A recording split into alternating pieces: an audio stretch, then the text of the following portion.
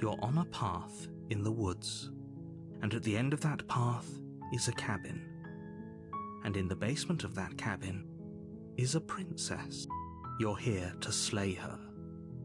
If you don't, it will be the end of the world.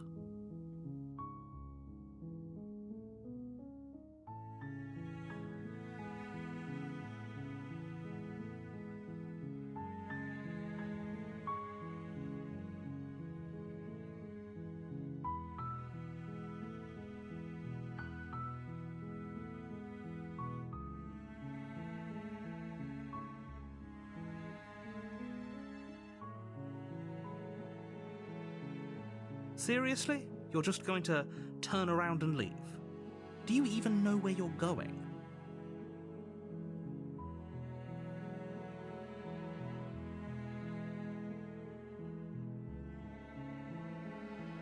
Somehow I doubt that, but fine. I suppose you just quietly continue down the path away from the cabin. Good.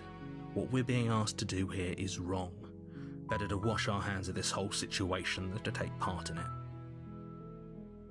Ignore that annoying little voice. He doesn't know what he's talking about.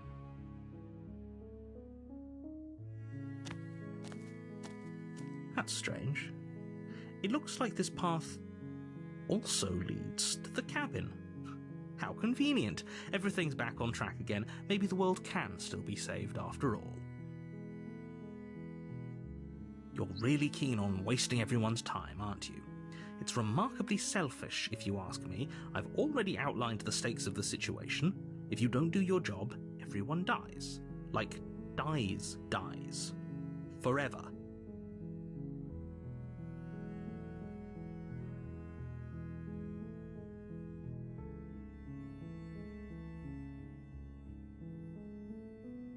When I said everyone, I meant everyone. That's a pretty large group to just condemn to death over a single princess.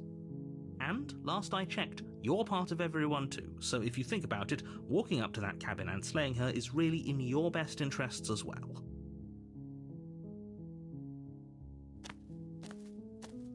But fine, you turn around and trek back down the path you came.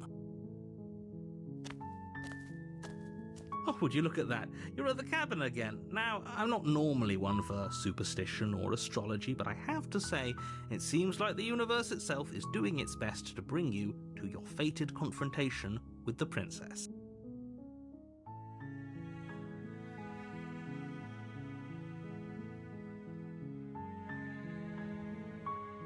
There's always a choice. Let me tell you right now that you're making the wrong one for pretty much everyone who's ever lived, as well as for everyone who ever will. And here we go. As you trudge into the woods, something strange starts to happen. At first, it's little flickers out of the corner of your eyes. Glimpses of familiar wooden structures through the leaves. But as you focus on your surroundings, you start to realize that those flickers weren't just a trick of light. In every direction, there is a path and a cabin. And not just a cabin, the cabin. An infinite fractal of paths and cabins desperately trying to draw you back to where you need to be. Wait, what's going on? But you're too stubborn for that, aren't you? It doesn't matter how many paths or cabins appear around you, you're just going to do whatever you can to shirk your responsibility because you care more about irritating me than you do about the fate of the world. You've doomed us all, you know that, right? But of course you do. Otherwise you wouldn't just wander off into the forest in search of certain death. You lose track of just how long you spend aimlessly tromping through the wilderness. But it's not like any of that time spent lost in the woods really matters, because it isn't long before the world ends and everyone dies.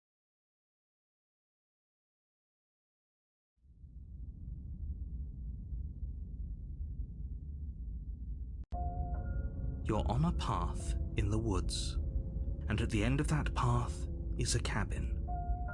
And in the basement of that cabin is a princess. You're here to slay her. If you don't, it will be the end of the world.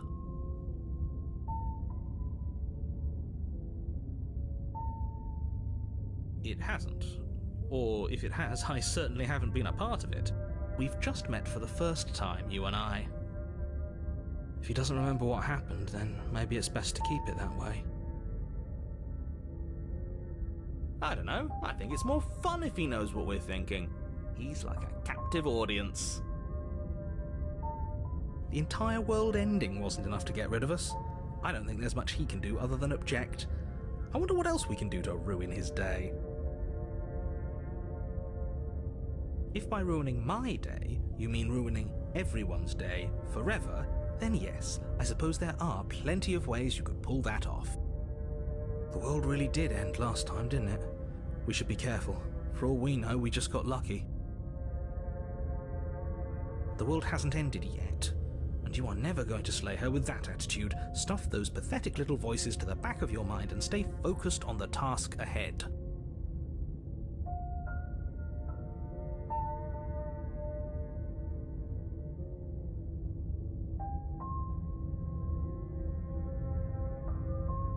What are you talking about? I'm sure those walls have always been there. It makes sense if you think about it. If there weren't any walls in the woods, someone might have gotten lost. Or, heaven forbid, someone other than you might have stumbled onto the princess.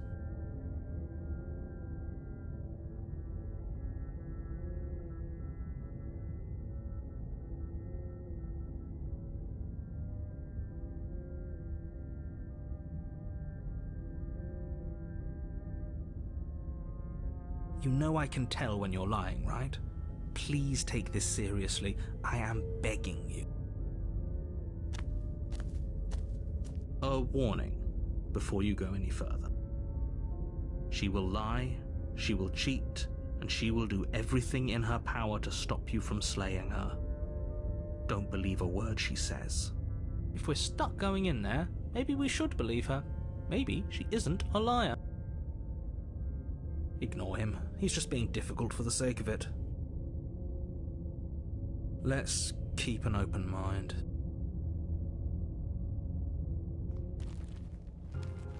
The cabin interior is wrong. A confusing patchwork of many cabin interiors, all projected across what's almost the same space. But it's all shifted. An inch here, a foot there, such that the seams are never quite visible enough for the place to make any sense. The only furniture of note is a plain table, its legs all the wrong lengths, its material devoid of feature. Perched on that table is a pristine blade. The blade is your implement. You'll need it if you want to do this right. If he wants us to take it, maybe we should just leave it to collect dust, or better yet, grab it and throw it out the window. What good is a knife against a world-ending monstrosity anyway? No, we're taking the knife. Have you seen this place? We have literally no idea what to expect and no idea what we're dealing with. I've already told you what you're dealing with. You're dealing with a princess. How many times do I have to explain this incredibly simple and straightforward premise? You can't just say that. But when everything here is so wrong. Listen to me. My job is to describe facts as facts and to guide you through your job, which is to slay the princess and through that action, save the entire world. And if you're going to slay her, you cannot let fear creep into your heart. You cannot lose yourself before you even get to her. Oh, ho, ho, ho! You've piqued my interest. What's going to happen if we lose ourselves? Nothing, because you're going to pull yourself together. Just ignore the stressful geometry and stay calm. How? Even if we closed our eyes, you're constantly describing it to us. I'm not going to stop doing my job, so you're just going to have to get better at yours. And quickly, if you don't mind. Yes, take a deep breath. I'm all for getting under his skin, but we'll miss out on loads of fun if we shrivel up into a ball and go insane the first time we see something weird. What you're seeing here is obviously real. Just accept it and go with the flow. It really isn't hard. Okay, I'm fine. Good. Now, whenever you're ready, we're all waiting for you to complete a very important task.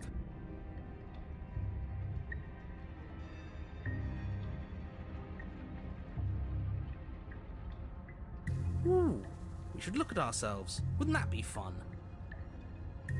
You won't be looking at yourself because there isn't a mirror. There's the table, the blade sitting on the table, and the door to the basement. There's nothing else in here. There's definitely a mirror. There isn't. You insisting it isn't there just makes me want to look at it even more.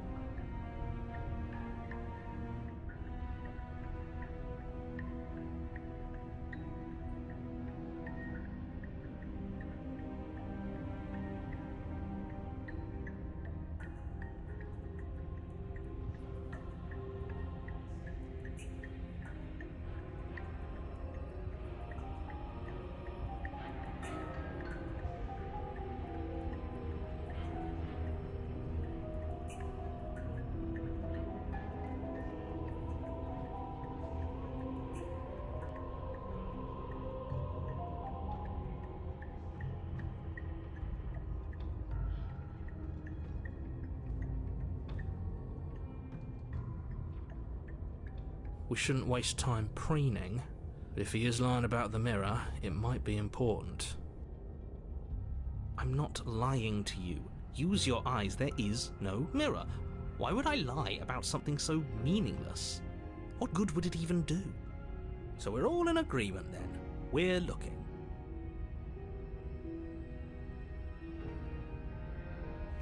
You walk up to the wall next to the basement door. It's a wall. There isn't much to see here. This really isn't funny.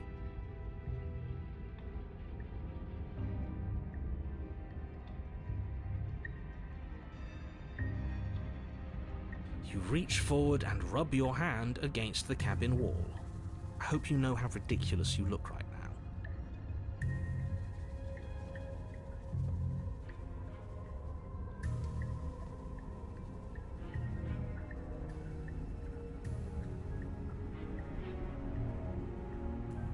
But it was there a second ago. And now it's gone. You know that taking the mirror away from us isn't going to change things, right? We'll find it again, and then we'll see whatever it is that you don't want us to see.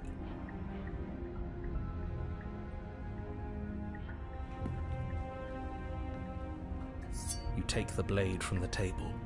It would be difficult to slay the princess and save the world without a weapon. Okay, fine, you took the knife. You really shouldn't hold it like that. Then how are we supposed to hold it? The other way, thumb at the bottom. We'll look much cooler and more serious if we hold it with our thumb at the bottom. It really doesn't matter how you hold the blade, as long as you have it. Just make a choice.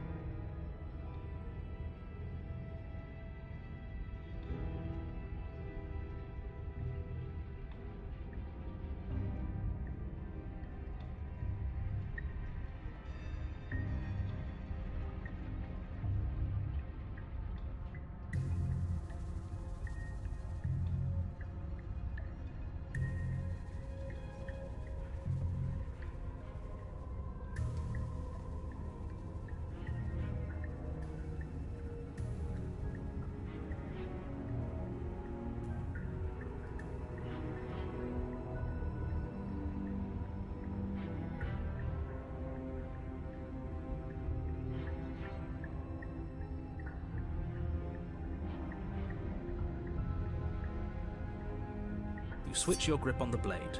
Congratulations. Yes! Isn't this so much better? Okay, fine. You're right. This does look a lot better. It really doesn't matter. Just get on with it and deal with the princess already.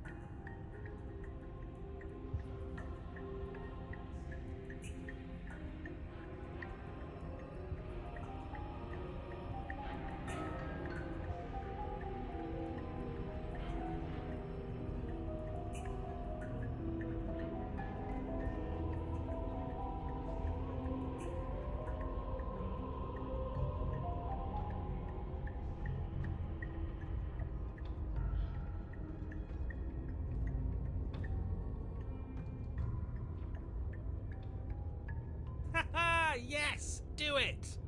Seriously.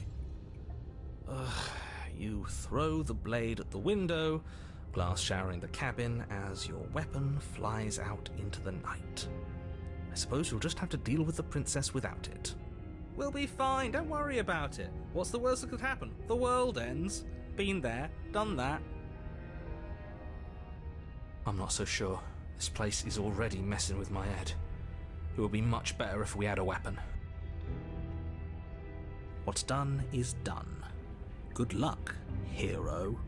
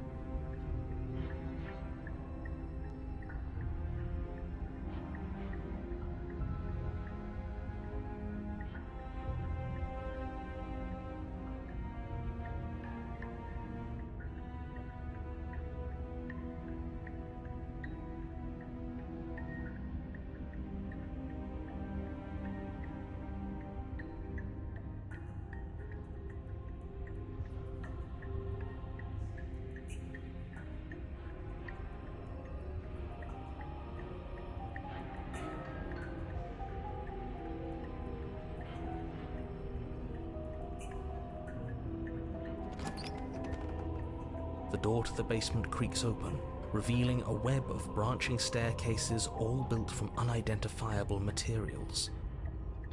Nothing here seems to belong, and the closer you examine your surroundings, the more confused you get, your head throbbing with the effort of making sense of this place. None of the stairs even seem to go anywhere, let alone down. The air here has a sickening, almost sludge-like miasma to it, the kind of indiscernible quality that comes from the blending together of every scent there is at once. An odour that is simultaneously everything and yet the sum of it all coalescing into a thick, nauseating nothing. If the princess lives here, slaying her is probably doing her a favour.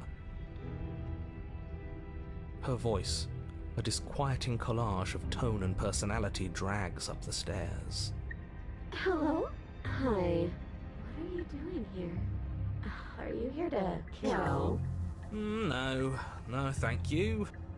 Oh, don't be such a baby. I don't want to do this. Let's just turn around and leave. This feels wrong. This feels like a trap. Like whatever we do, we're gonna die. We don't even have a weapon. But we already tried turning around and leaving, didn't we? And he threw up a wall. No way to go but forward. And whatever choice we make, whatever she is, we know one thing for sure. And what's that? That the fate of the world hinges on your success? There'll still be plenty of ways to ruin his day.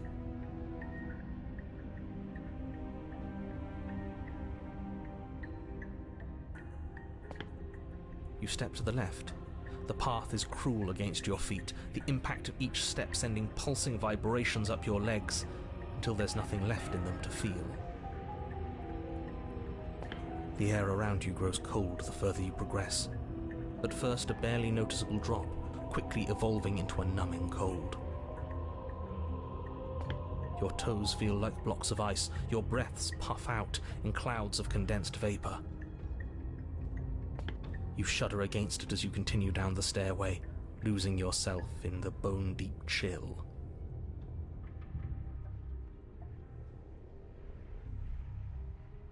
You slowly lose sense of yourself the further you go. Time disappears, and you can feel yourself begin to untether. Physical sensations dull and then vanish, until the only things experienced are the endless repeating patterns and emotions of the journey, a continuous march forward to a destination long forgotten. Consumption and betrayal, skepticism and blind devotion, rivalry and submission, terror and longing, pain and unfamiliarity. And at the heart of it all, an emotion that can only be described as... Are you just going to stand there? What the hell was that? What happened to us? I feel so strange. Like I'm fundamentally different, but also still the same person I was at the top of the stairs. Oh well, that was a trip, but now it's over. Time to get back to our old devilish ways. The princess, eyes bright but otherwise shrouded in darkness, watches you impatiently from the other side of the basement. Don't forget why you're here. And, why are we here again? In case you weren't listening, I'm afraid I lost myself on the way down. You're here to... He's just being an ass, we remember. Though I'm still not sure if we should trust you. Let's talk to her for a bit, try and get our bearings. She seems... normal.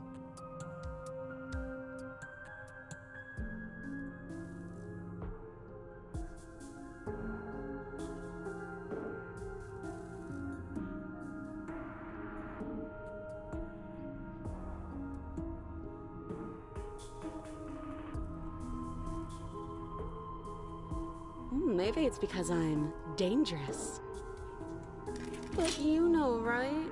You have to know. You're the only other person I've ever seen. Or at least the only one I can remember. Don't give me false hope. Please just end this already. One way or another, just do it. As the princess speaks again, it's almost as if she fractures. And where there was once just one of her, there is now another. We can do that? I don't like this. It's those cabins all over again. Can we put her back?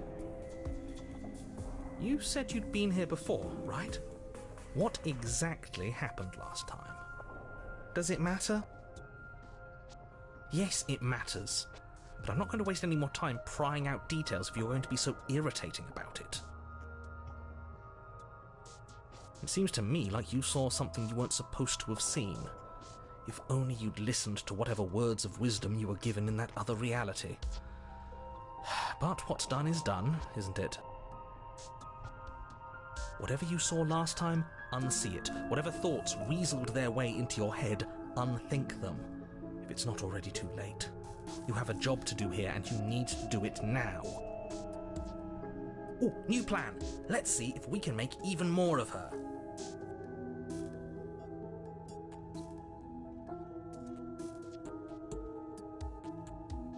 You can address me as Your Royal Highness, or Her Majesty. Any honorific should do, really. It doesn't matter. I've been down here for so long. What's the point of a name if there's no one around to use it?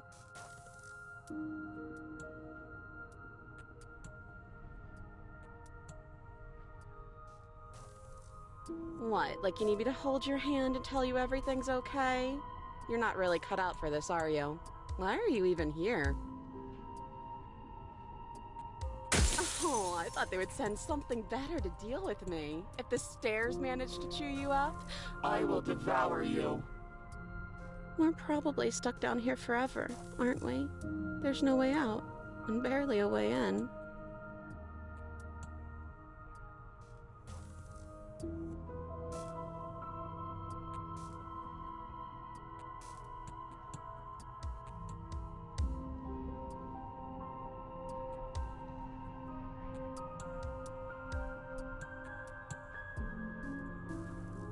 Wait, that's not right.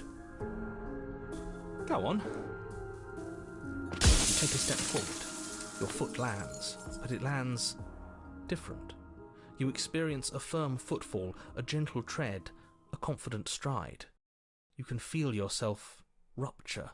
The room spins, your perception multiplying in a sickening kaleidoscope as your very self is pulled in incomprehensibly many directions.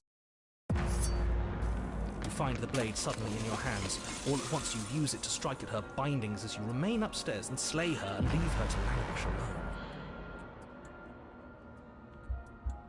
Is this what the end of the world looks like? What an unbearable mess. But this... we can't... Do you not have anything witty to say? I could use a good bit of wit right now. No, I don't, because this isn't fun. How are we supposed to have fun if everything is happening at the same time? It's the same as nothing happening, and nothing is excruciating.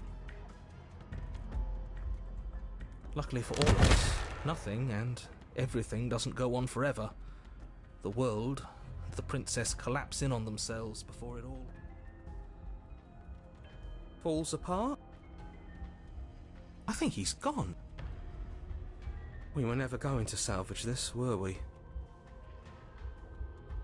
What happened to us? What are we? There are parts of us that are dead and others...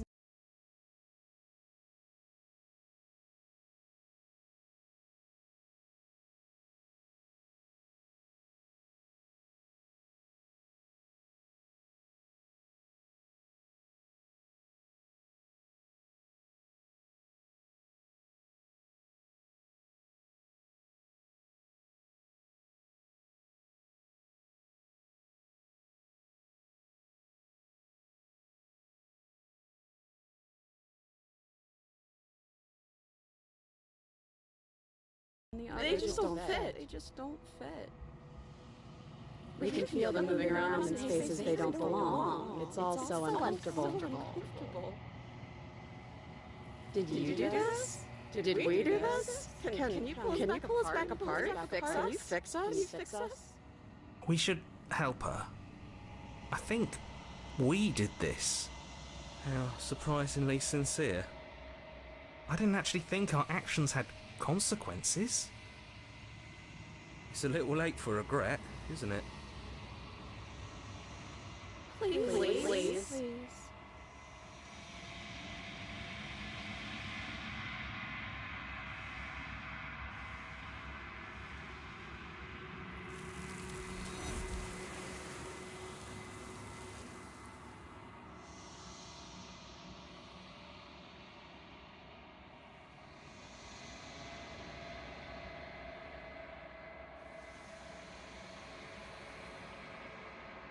She's gone. Where did she go? Should we try and find her? And there's that mirror again. Why is it here? Why now?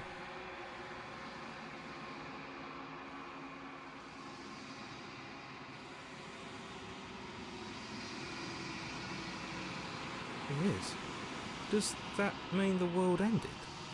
What are we supposed to do now?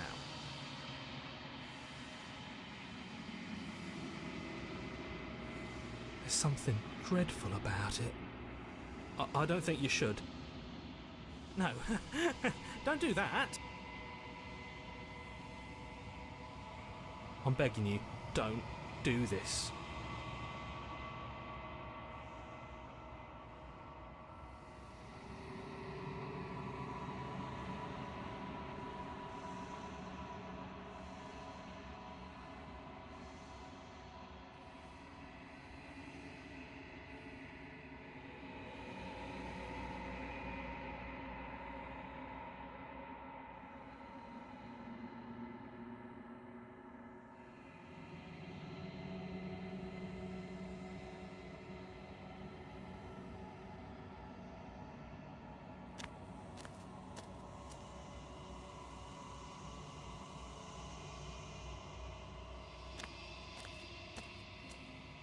Something finds me in the long quiet and brings me the gift of a fragile vessel.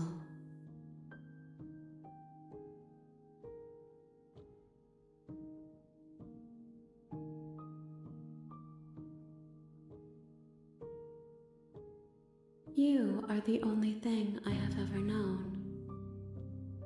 The space we're in is vacant.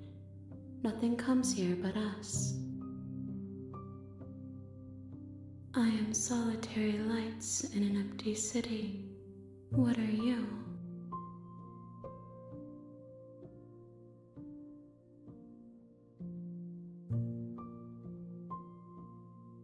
Thoughts without connections. A dim and nascent network. I wish to be more.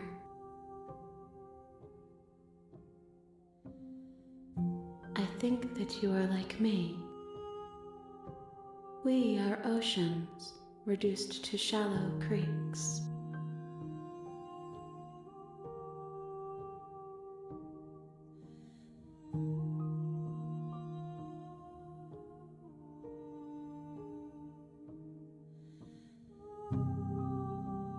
She is part of me, and part of me is her.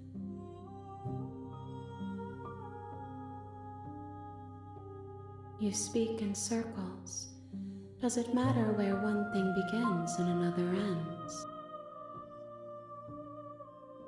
Yes, nerves and fibers to feel the worlds beyond, perspectives to make my own.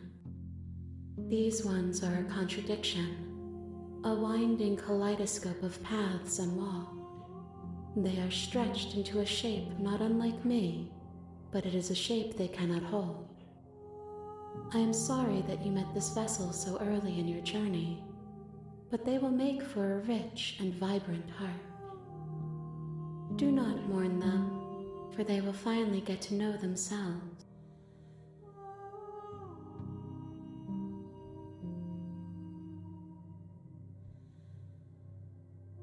I have only just now stirred to consciousness. I could not have trapped you here, and I too yearn to be free.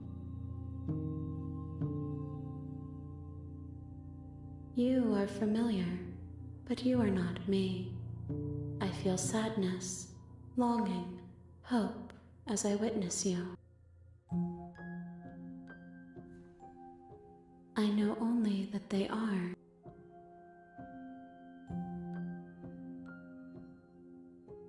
Nothing as we are, but I know that there are worlds beyond us, and that we are meant to reach them. There is no exit, but this vessel is a creature of perception. She can make you forget, if only you believe her to be able to. Bring me more perspectives, so that I may be whole, and perhaps then we will know our freedom. I have not lived. I am not afraid to die.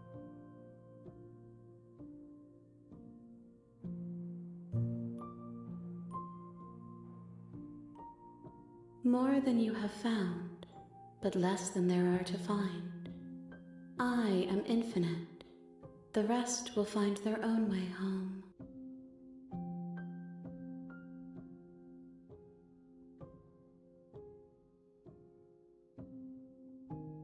You ask of things that cannot be done. To destroy is merely to reshape, to remold. How can I know? I am flickers in something sprawling and unilluminated. She asks that I tell you to remember her. You won't.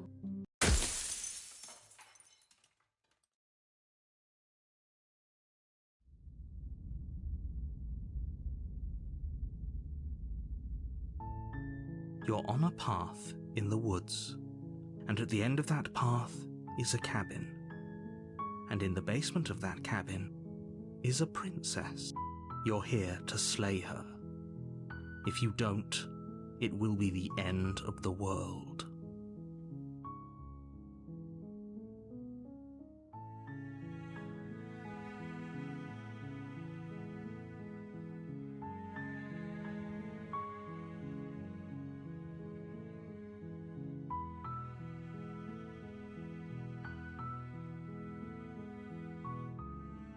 while I appreciate the mental exercise, we are running up against a bit of a ticking clock.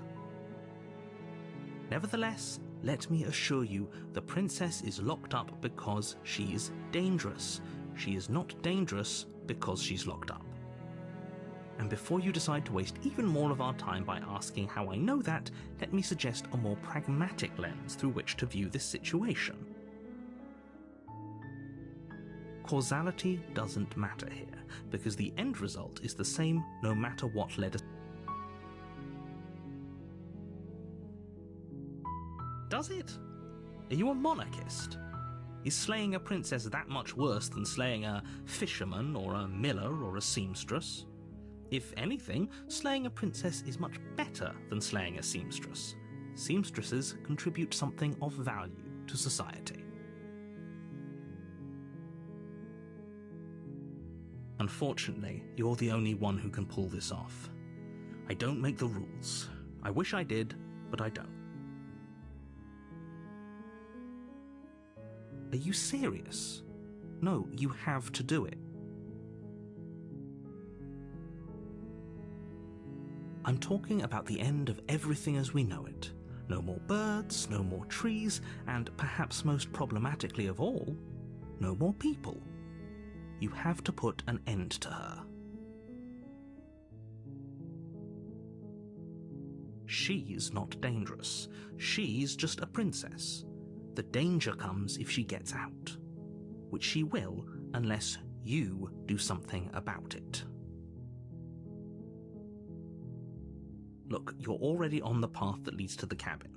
Why would you be here if it weren't to complete a very important task? You've made it this far, you might as well reach the end of your journey.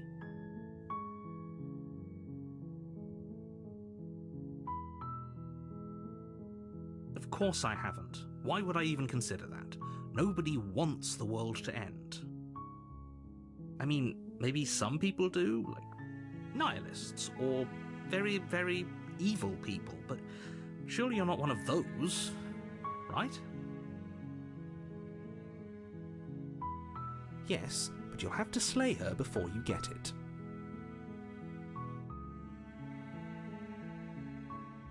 It's a secret, but I think you'll like it. It's a special reward, just for you. And whatever you think it might be, I can promise you it's going to be even better than your wildest imagination.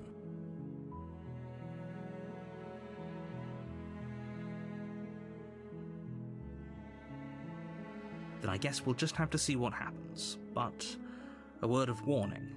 If you go in prepared to hear her out, she could easily trap you in her web of lies.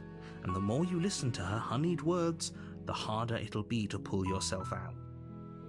Then each and every one of us is doomed. So sure, go, talk to her. See how that turns out for all of us. You make your way up the short path to the cabin. You'll find the princess within. We're not going to go through with this, right? She's a princess. We're supposed to save princesses, not slay them. Ignore him. He doesn't know what he's talking about.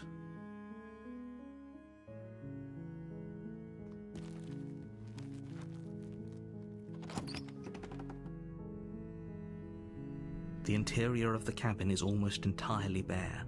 The air is stale and musty, and the floor and walls are painted in a fine layer of dust. The only furniture of note is a plain wooden table. Perched on that table is the blade is your implement.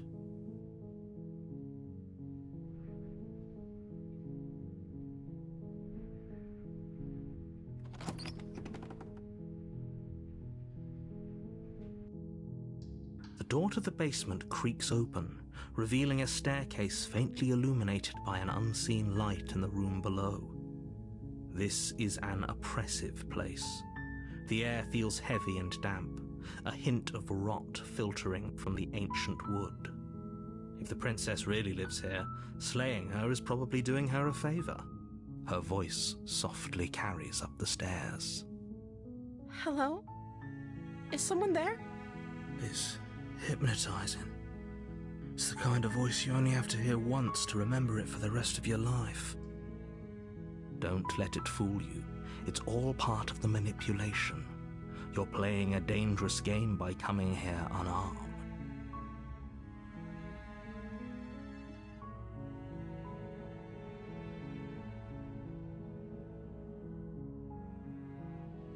Good.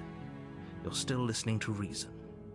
It would be better if you had a weapon, but you may still be able to do what needs to be done.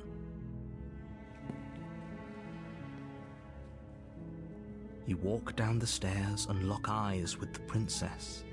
There's a heavy chain around her wrist, binding her to the far wall of the basement. She's beautiful. How could someone like this be a threat to anyone? I am begging you to stay focused. There's a lot riding on you here. Hi. Do you think you can get me out of these chains?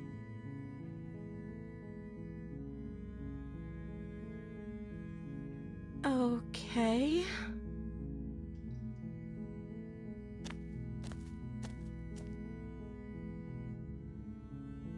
Oh. She pauses, carefully formulating her words before she responds. You can address me as Your Royal Highness. Or you can just call me Princess if Your Royal Highness is too formal. Is Princess her name or her title? What if it's both? Could you imagine being named Princess Princess?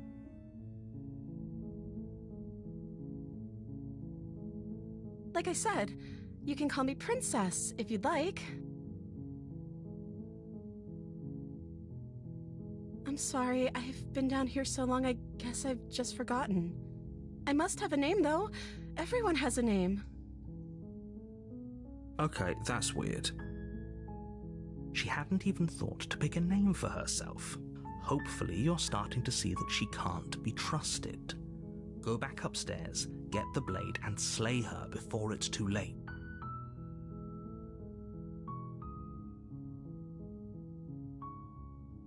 Of course I'm locked up down here for a reason.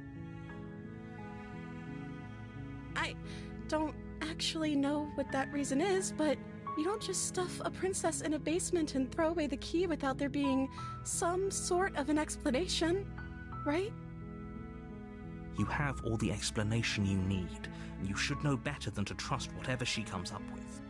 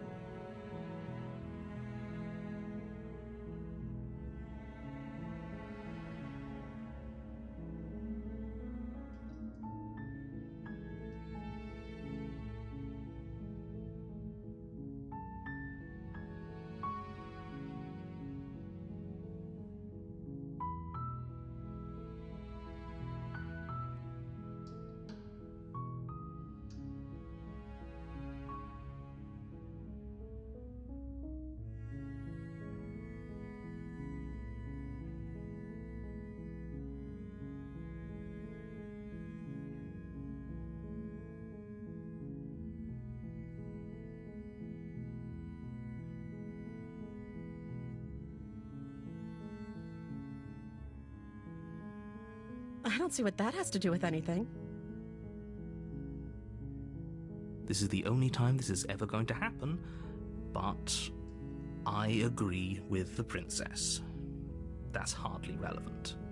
Okay, but actually, what has she been eating? She has to eat, right?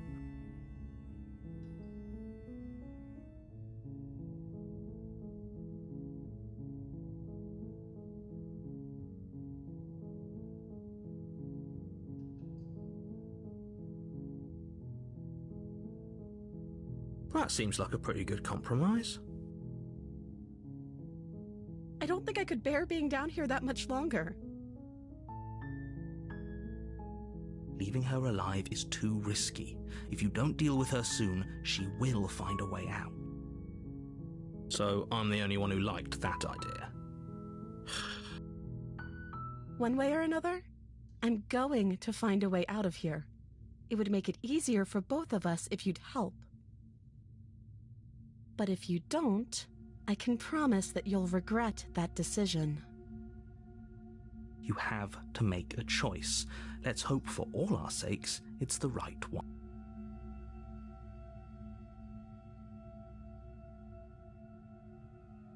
I know you think this is some kind of fair compromise, but it isn't. No one wins here. It's a chance we'll have to take. We can make this work if we just stay here and keep watch. No one has to die. Where are you going? You can't just leave me here. You turn your back to the princess and make your way back to the stairs. Fine. Turn your back on me. But it won't be long before I slip these chains. And once I'm out of here, there will be hell to pay for leaving me behind. Slip these chains? She can't, right? She needed our help to get out of here. But do you hear the conviction in her voice? I don't think she's bluffing. Either way, she dropped the mask, didn't she? You can still grab the blade and get back down here.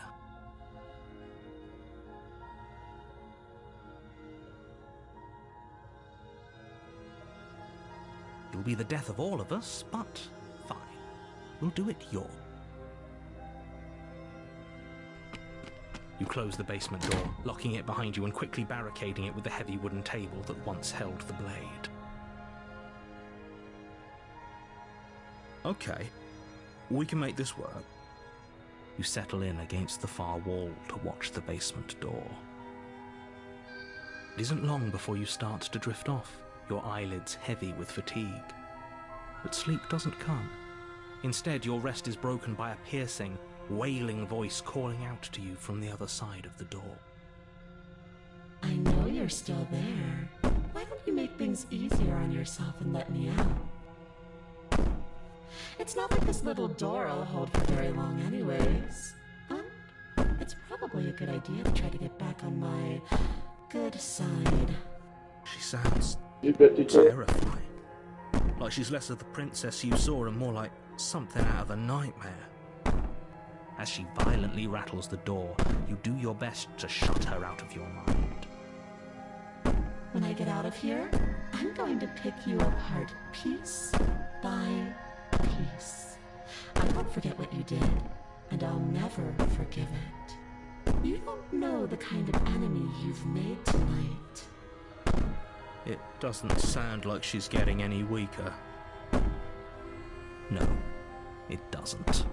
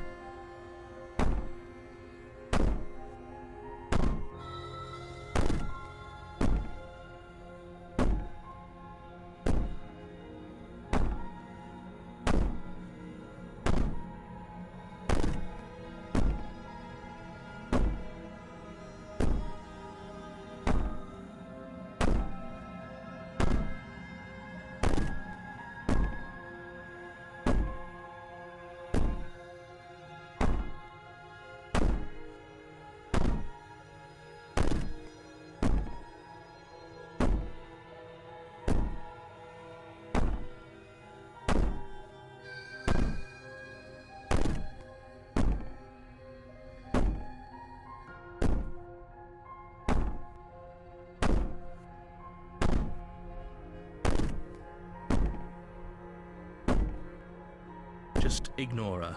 Maybe the banging and wailing will stop if you just don't pay attention to it. You put the princess's threats out of your mind as best you can and huddle up against the wall. You jolt awake in the middle of the night to silence in the cabin. The ruckus has stopped, and the door to the basement is ajar, its lock broken, and the table shoved out of the way. Where is she? Thanks for helping me get out of that awful basement. You try and stumble to your feet, but as the princess draws near, it's as though your body simply stops working. It isn't all at once. The paralysis comes in waves. First your toes go numb, and then your feet, and then your legs. You lie prone on the floor of the cabin, unable to do anything but witness her approach. Whose side are you on? Yours, of course. But I have a duty to uphold the truth. Lying about the facts of the situation doesn't change them. So helpless. I can take my time with you, can't I? She steps closer, one silent footfall at a time, cocking her head in curiosity as you feel your organs shutting down one by one. Or maybe I can't take my time with you. You don't look well. A little green around the gills. What a shame. If you'd only helped me get out of here, we could have done such wonderful things together. Your lungs stop drawing in breath, and your heart freezes in your chest. You have seconds left. I'd say better luck next time, but we both know this is the end, don't we? It can't be. This can't actually be how everything ends. I'm sorry, but it is. Everything goes dark, and you die.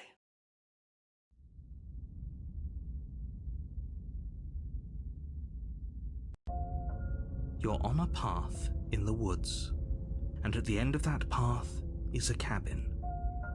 And in the basement of that cabin is a princess. You're here to slay her. If you don't, it will be the end of the world.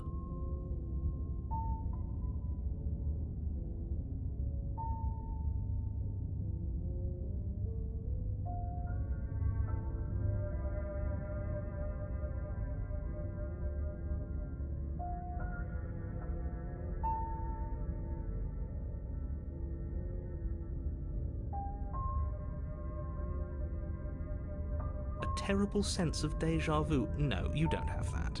This is the first time either of us have been here. If he doesn't remember what happened, then maybe it's best to keep it that way. Shh. What if he hears us? That's a very good question, little voice. What if he does hear you? Shit. I think you'll find yourselves very hard-pressed to keep any secrets from me. Not that it matters right now, because like I said, this is the first time we've met. Still, I'd rather not get off on the wrong foot. We've a world to save after all.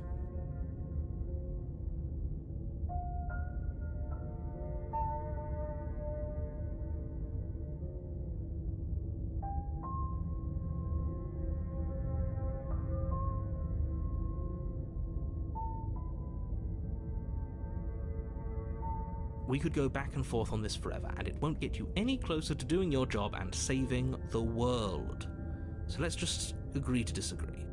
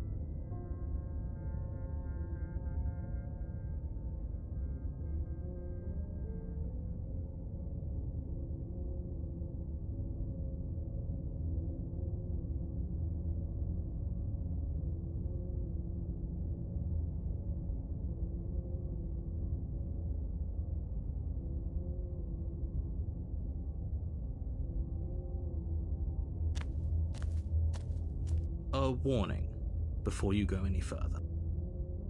She will lie, she will cheat, and she will do everything. I don't think lying and cheating is her thing. She was very direct with us last time.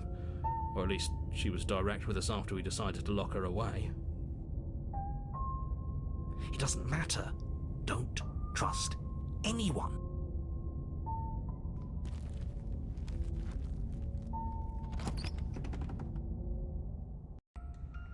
The interior of the cabin is plain, the smooth wood of the walls almost featureless. The only furniture of note is a lone table, knocked on its side in the corner of the room. A pristine blade stands between you and the open, inviting basement doorway.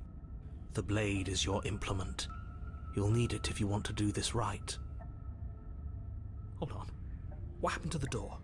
There was a door here last time. It's just an empty frame. She's already gotten out, hasn't she? And she's ready for us. She's been waiting. Can't you feel her eyes on us? I'm going to need all of you to pull yourselves together. The princess has not already gotten out, but if you keep getting stuck in your head like this, you're going to struggle to get the job done. So deep breath in, deep breath out. Your task awaits, and only you can do it.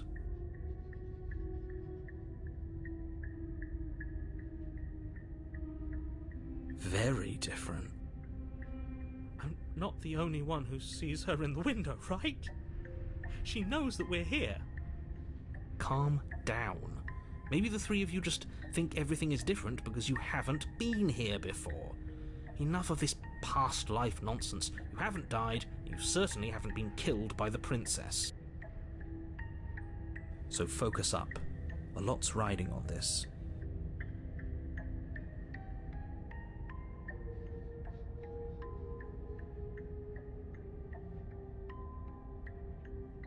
You walk up to the wall next to the empty basement door frame. It's a wall. There isn't much to see here.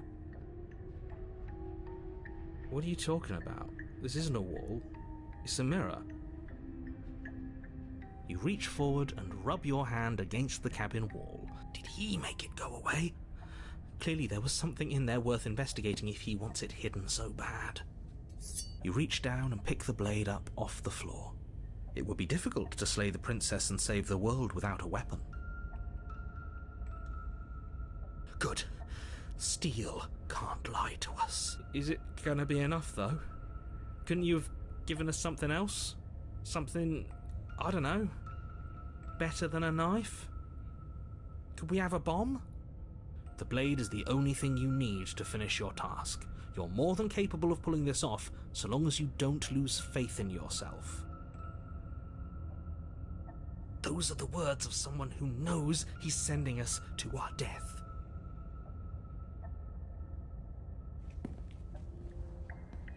You cross over the threshold and onto a series of isolated steps, suspended in darkness.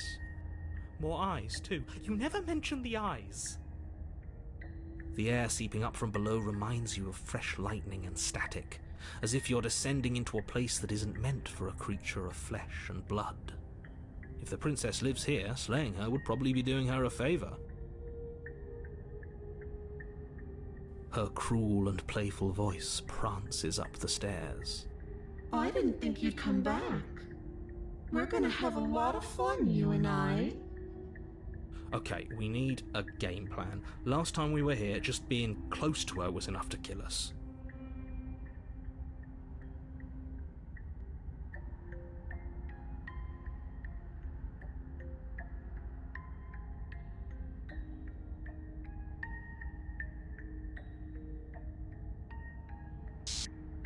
You attempt to step off the stairs and into the pitch black surrounding them, but you're stopped by an invisible force. Why did you do that? What did you think would happen?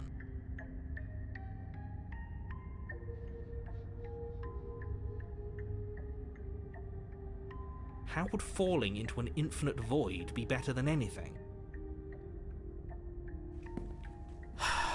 You make your way to the bottom of the stairs. As As you emerge, you find yourself between two loose rows of white wooden planks suspended in nothingness. A smattering of cobblestones visible against the inky black of the basement mark where the floor should be, forming vague pathways. At what seems to be the end of the room, they diverge in opposite directions, left and right. She could be anywhere, and there's nowhere for us to hide. We're completely exposed. Are you really not going to comment on how weird this place is? No, I'm not. Somebody needs to be the voice of reason here, and it certainly isn't you. Excuse me, I'm being incredibly reasonable. You're the one who's just matter-of-factly describing whatever the hell we're looking at like it's an ordinary basement. We're going to die down here. I don't want to die again. Please stop saying that. You're only going to make things worse. Just pick a direction and start moving. I wouldn't give it too much thought if I were you. It doesn't really matter, because either way you go, I'm going to find you.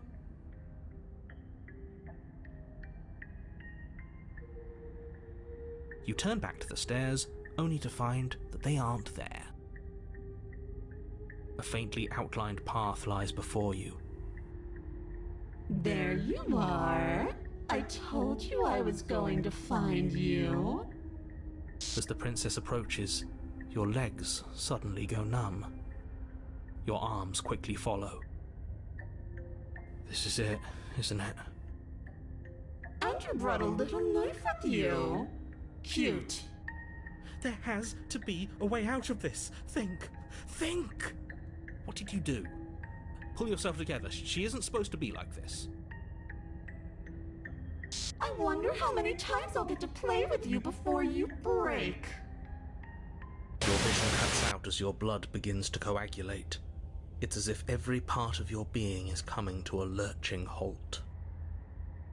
Heart, lungs, liver, nerves. Your lungs pull in a desperate gulp of air as your eyes shoot back open. Nerves. What are you doing? I'm working. Do you want this body to function, or do you want... And then experience stops once more as your body reapproaches death. Okay, whatever you were doing, please just start doing it again. Are you sure about that? Are you sure that's what you want, or do you want it? You have seconds left. Yes, I'm sure. Heart, lungs, liver. Again, your eyes shoot open as you gasp for breath. Lungs, liver. Can't decide what you want to do, can you? Heart, lungs. Oh well, standing there gasping like a fish is more fun than dead. Even if you look ridiculous. Nerves. She isn't attacking us. Lungs. Why? The Liver. why doesn't matter. She's already proven her ill intent. Don't lose sight of your mission. Nerves. Heart. Your weapon is still in your hands. Strike at her and end this before it's too late. Heart, lungs, liver, nerves. I tried to leave while you suffocated, but that stupid cabin wouldn't let me. So I started to drag your body out with me, and then... Nerves. well, you died before I could get to the door. And then I was here, and now you're here too. Heart, lungs. I don't think I can leave without you, and dead doesn't count. And as much as I love what we have going on, I have bigger plans than tormenting one poor little creature forever. I want to leave. Heart, lungs, liver, nerves. Heart, lungs, liver. I am being nice. You're alive, aren't you? Lungs. And you died of fright as soon as you saw me last time. I didn't think keeping you alive was an option. But it looks like that's not a problem anymore. At least not for me. Liver, nerves. You seem miserable. Lungs, liver, nerves. Heart, lungs, liver, nerves. Heart. Oh no, definitely not.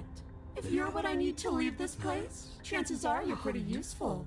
I think I'll keep you right by my side. Nerves. A little good luck charm to make sure I stay free.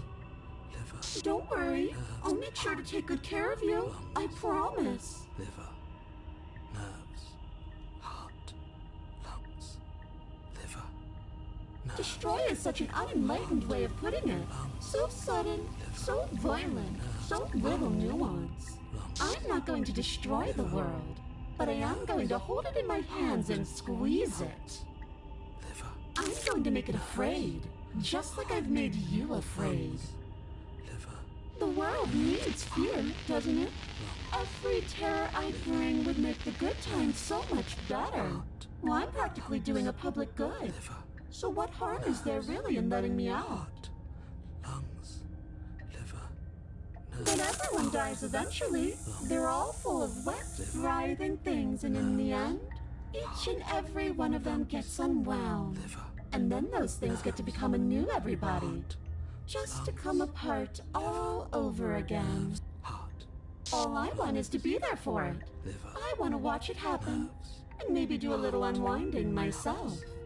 Is that really so much to ask?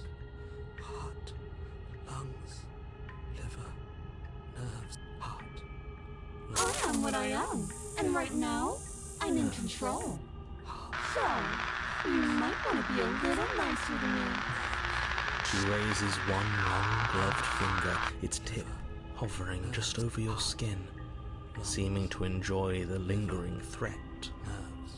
But she withdraws, sparing you another momentary glimpse of death. Heart, lungs, liver, nerves, heart, lungs, liver, nerves. The princess cocks her head, neck cracking uncomfortably, and you can't help but imagine a smile carve its way from ear to ear on the other side of her mask. Liver, Thinking about that knife, are we? heart, lungs, Go ahead. Put that little theory to the test. See how it plays out. But I don't think you're going to like what happens. Because even if you make me dead, you're not getting out of here. heart, This place is mine. And I'm not giving you the stairs unless I'm leaving with you. liver, nerves, heart, lungs, liver, nerves, heart, lungs, liver, nerves, heart, lungs, liver, nerves, heart, lungs, liver, nerves, heart. What? No! Liver, I knew you'd come around. Oh, this is going to be so wonderful. liver. No, I'm not going to let this happen.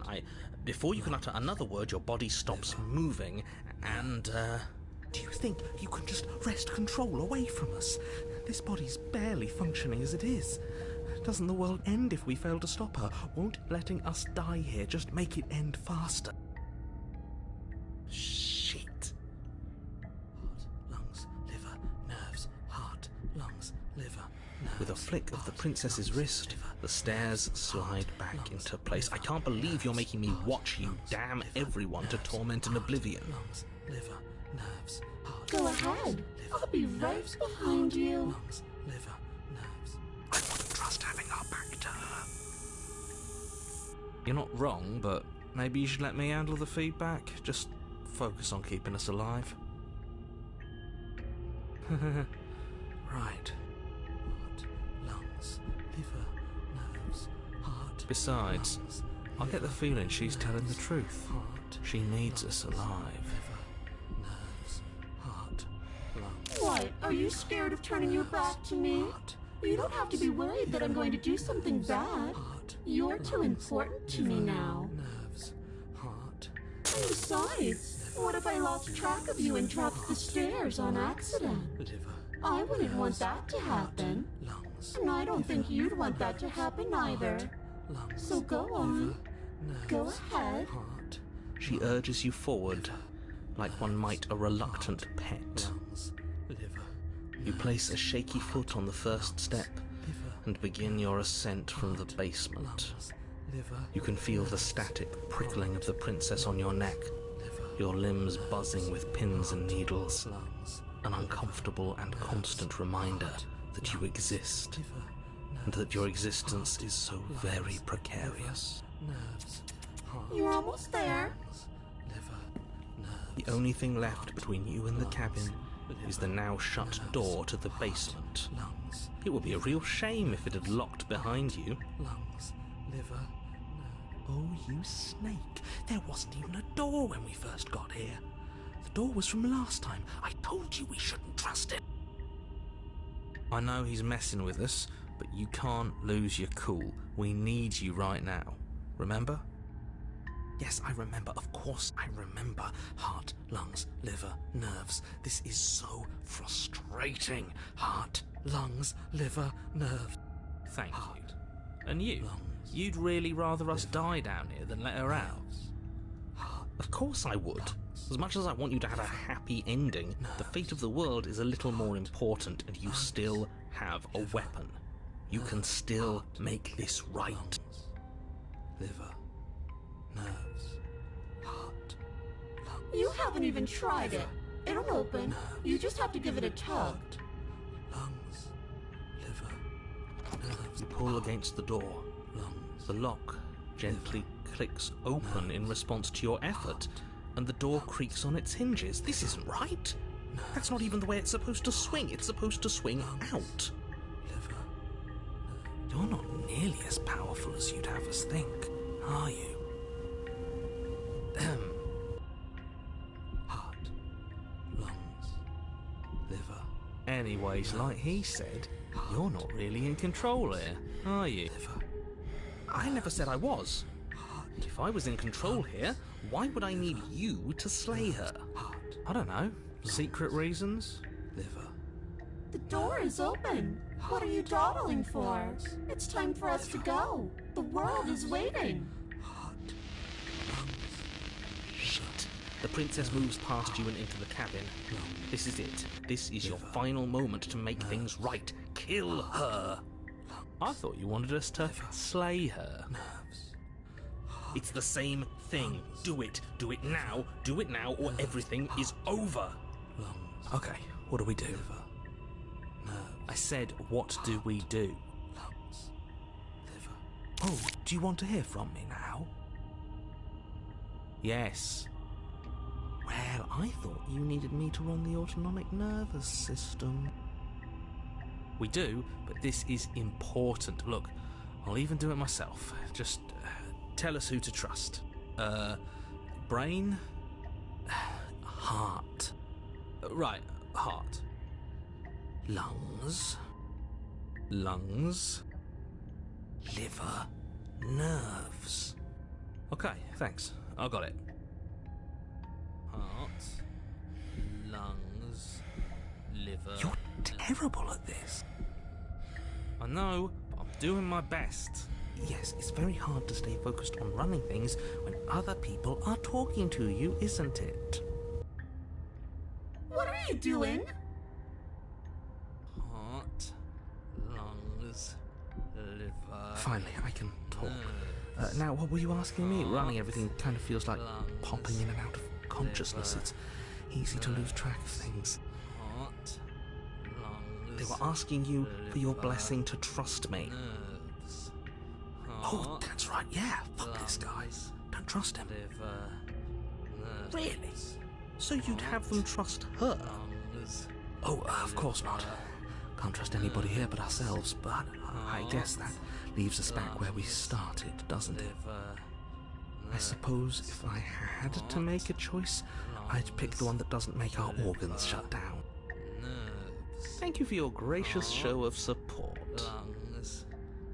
But that's a marginal preference. We'll have to deal with him later. I'd just rather deal with him while our organs are intact. Whatever. You heard what he had to say, so whether you trust me or not, killing her is still the best, nay, the only option you have worth taking. All right, I'm done. You can let me take over again. Finally, that was awful. I really don't know how you do it.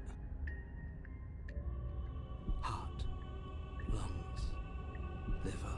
You've been standing there staring blankly for a while now, and I have to say my patience is running a little thin. so don't make a lady wait any longer, okay? Liver, nerves, Open the door! liver, nerves, heart. Your will concentrates into a single fine point, and you strike out against the princess, ignoring the constant reminders of your breaking body. Heart, lungs. She doesn't even move as the blade sinks into her heart. We did it. We actually did it.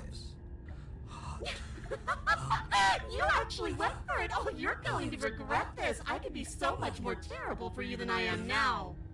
Nerves, Can she? lungs. We've already seen how she can change. Heart, lungs, liver, nerves. In her final moments, the princess lunges forward, tackling you, and you both plunge into the endless abyss of her basement labyrinth. Liver, nerves. As the two of you fall, you rip your blade from her chest, tightly clutching it in your hands. Heart, lungs, Have fun falling forever. I'll see you when you finally decide to die. liver. She tears herself away from you and tumbles away into the darkness. You are alone, and you are falling, liver, forever. But you saved the world. You should be proud of yourself for seeing this through. Oh, I can stop now, can't I? I can.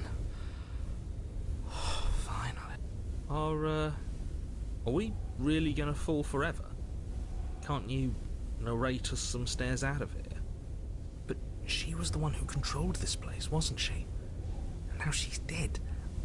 I don't like to think what that means for us. It means you're falling? Forever? Oh, no. Oh, no, no, no, no, no, no. Oh, no, I hate this. You continue to fall. Forever's gonna end eventually, right? No, it won't. That's the whole point of forever. It doesn't end. You continue to fall, and you will only continue to fall. I feel sick. It doesn't have to be forever, though, does it? What do you mean? We still have a way out, clutched in our hands. Are you suggesting we kill ourselves? Won't we be dead? I guess that hasn't stopped us before. That's a terrible idea. You've already saved the entire world from ruin. Why would you want to die? Because right now, you don't want us to do that.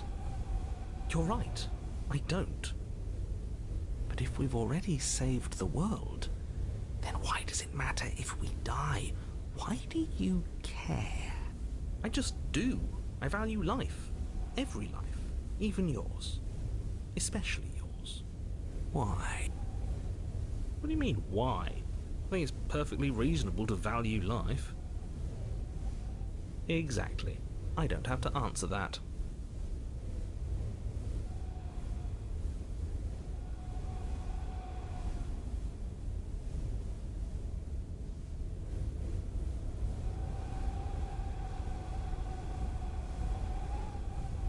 That's a grim thought, innit?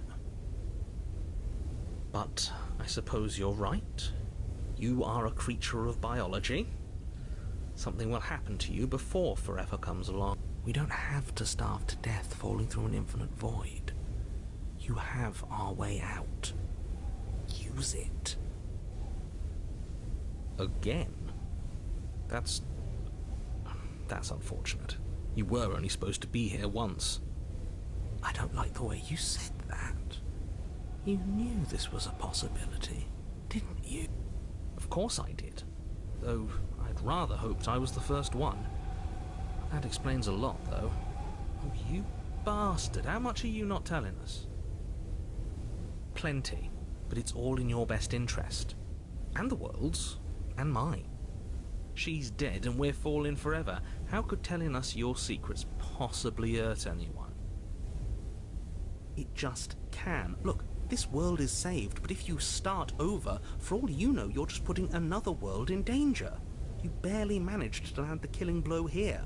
What if you don't manage it next time? I've already said too much, really. You won't get another word out of me on the subject. No. Still no. You're not going to wear me down. Oh, we should ask him one more time. He's on the cusp of sharing his secrets. I can feel it. I'm not. Either way, at least needling him is something to do. The narrator ignores you. You can't just describe yourself ignoring us. I can. The narrator continues to ignore you.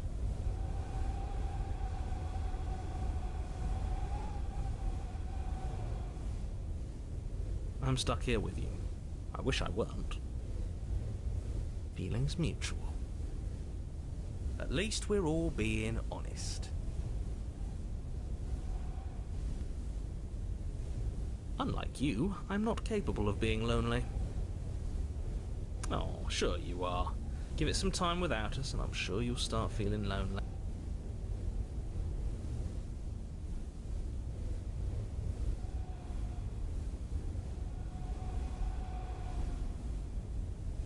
More time passes. You continue to fall. More time passes. You continue to fall. I don't like this, but I suppose there's not much I can do to stop you, is there?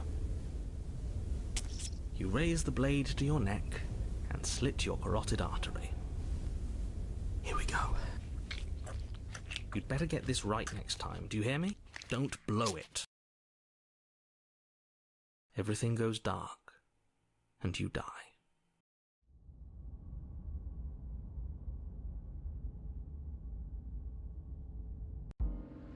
You're on a path in the wood. Shit. This really doesn't end, does it? It doesn't matter if we kill her, it doesn't matter if she kills us, it just goes on and on and on and on and on. We've tried doing it our way, and we've tried doing it his way. I think the only way left is hers. Are you suggesting we let her out? And why shouldn't we? It's obvious she's the one with the real power here.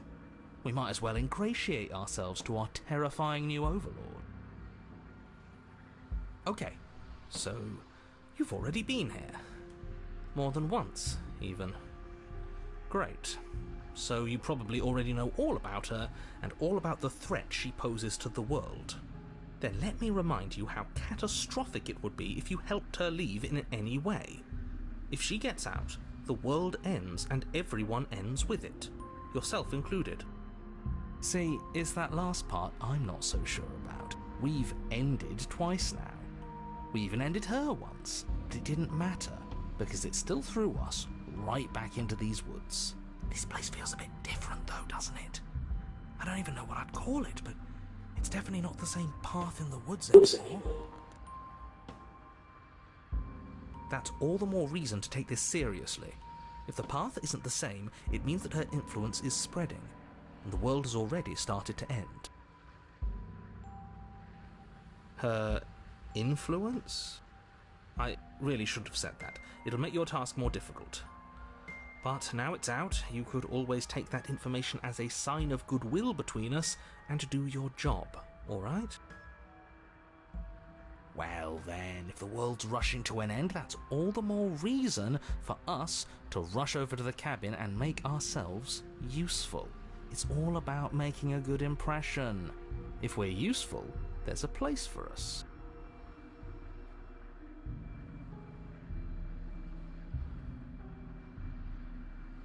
Suspiciously quick. If I had to make a wager, I'd say yes and no. What does that mean? I haven't met you, but you've clearly met me. It sounds to me like you're hopping between parallel realities, in which case the me you just met here is the same collection of experiences as the me you met at all of those other beginnings, but their continuity breaks the moment you say or do anything, in effect making them all separate. So, yes, I'm the same me, but ever since the moment we started talking, I'm different. All the more reason to side with her, really. It takes a bullshit artist to recognize a bullshit artist, and I'm one of the best in the business. So trust me when I say, he's full of it. They've clearly all been through some harrowing experiences. Don't let their baggage influence your decisions. You have the ability to see things clearly. I suggest you use it.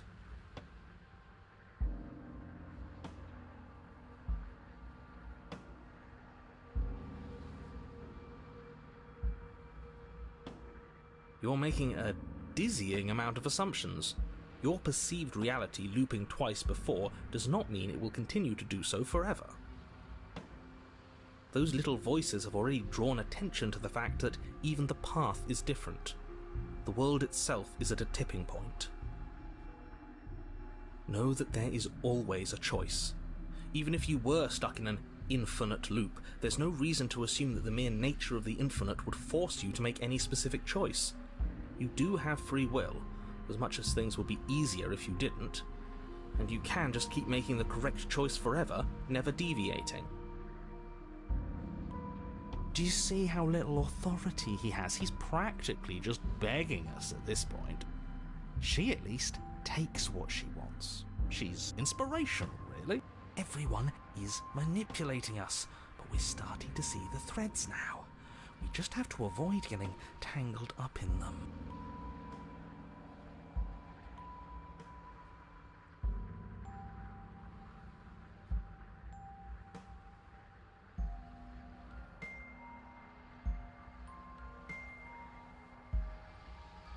Then she finds a way out on her own.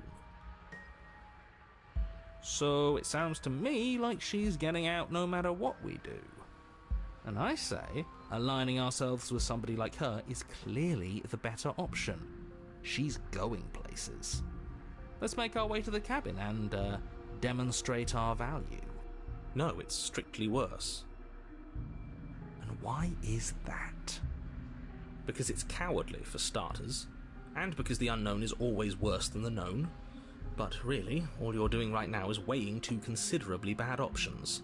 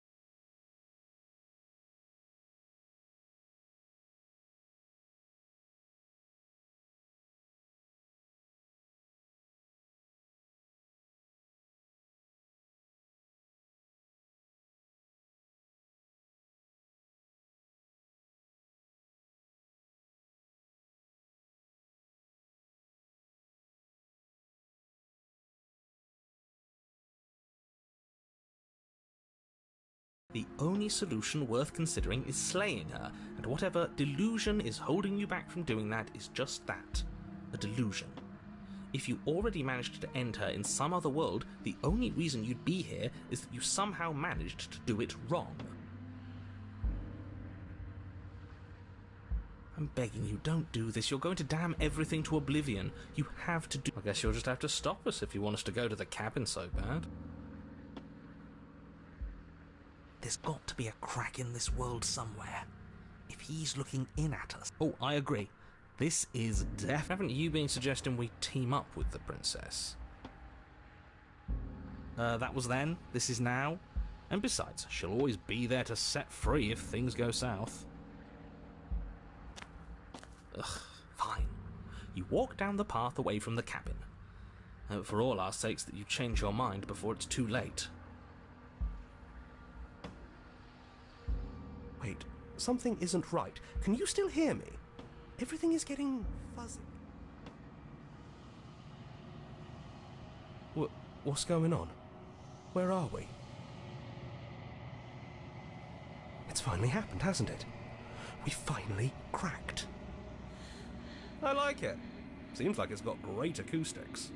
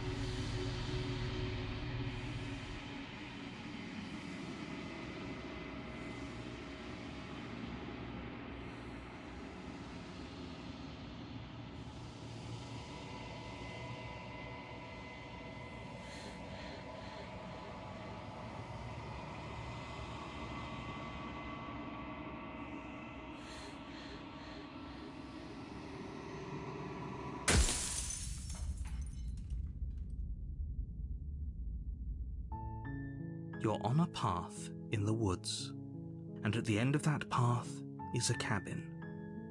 And in the basement of that cabin is a princess. You're here to slay her.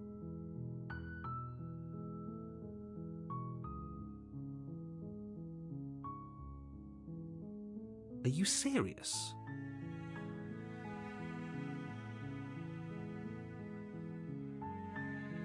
Yes. It's a secret, but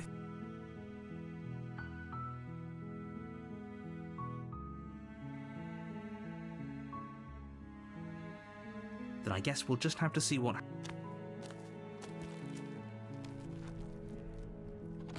You take the blade from the table. It'd be rather difficult to slay the princess and save the world without it.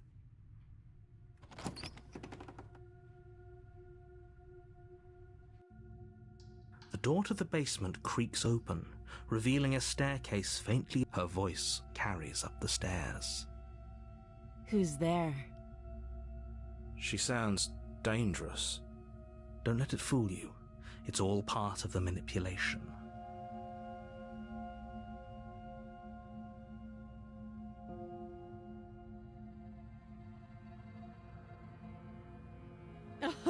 Oh, are you now? Why don't you come down and let me take a look at you? Great job. You gave away the element of surprise. Good luck, hero.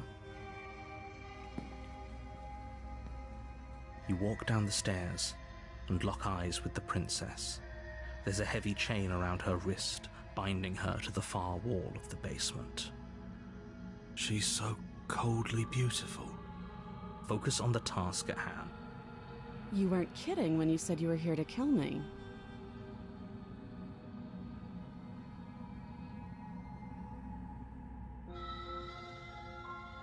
That giant knife you're holding kind of gives it away, doesn't it? The blade.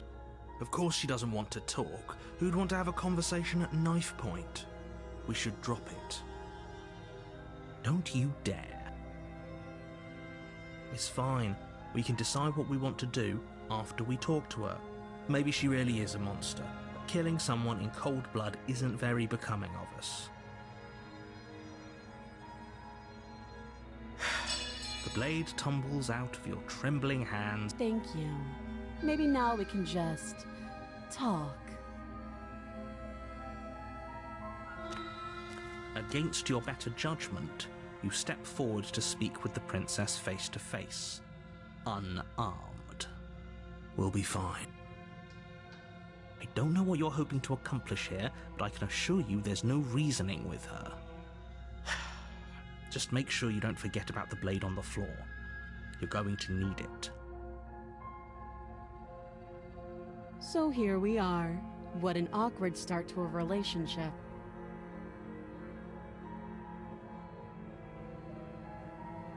Don't jump to any weird conclusions. We're two people who have met each other. By definition, we have a relationship.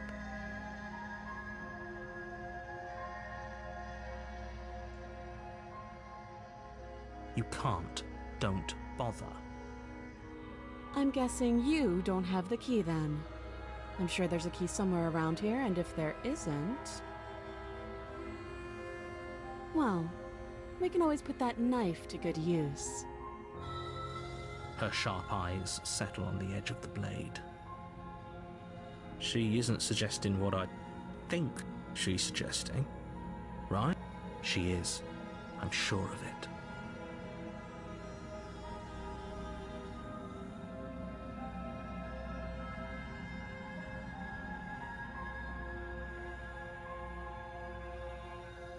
Oh, have you decided what to do with me? You know why you're here. Oh, you have to be kidding me. You walk up to the chains binding the princess to the wall and give them a tug. They're large and heavy, far too solid for you to even imagine trying to break them apart. If you don't have the key, maybe you should go looking for it. I'm sure it's somewhere upstairs. Doubtful. Whoever locked the princess away down here intended for her to never see the light of day. They wouldn't have just left the key to her chains somewhere in the cabin.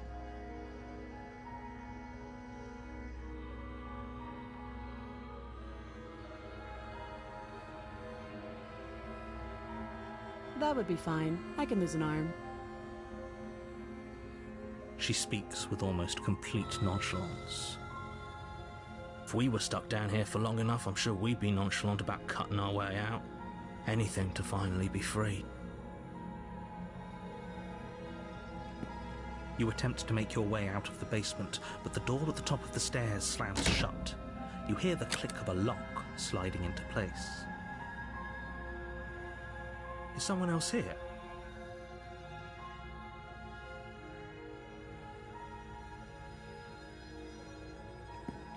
You make your way back to the bottom of the stairs. This would have been so much easier if you'd simply slain her like you were supposed to. Easier for whom? Easier for everyone. I heard the door slam. They locked you down here too, didn't they? The knife. Pick it up and cut me out of here. You won't like what happens if you do that.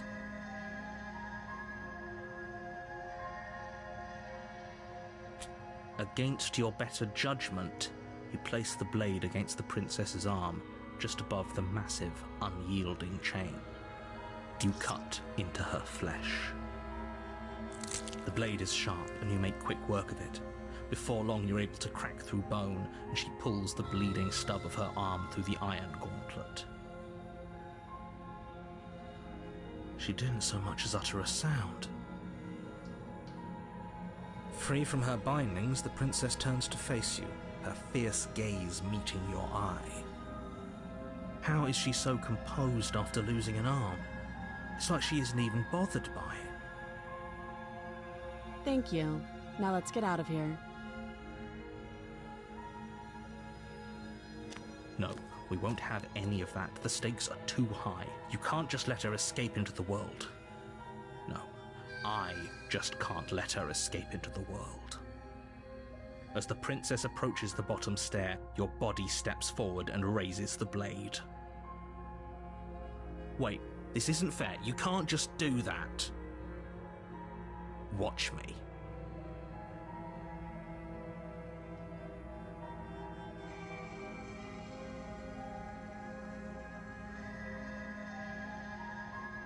Stop that. I thought this was a little too easy. Your body lunges forward to sink the blade into her back, but the princess swiftly moves out of the way before you can connect. Stop it! Stop resisting me! I am trying to get you out of here alive!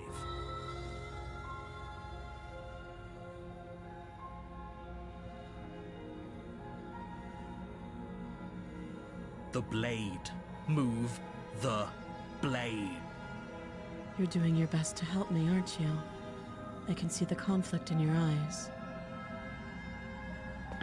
I'll make this quick. She steps forward and pries the blade from your rigid hands. Maybe I'll see you in another life. And then she slits your throat with an almost clinical ease. Her face remains unchanged as she watches you collapse to the ground, blood flowing from your butchered neck. This is the end, isn't it? I'm afraid it is.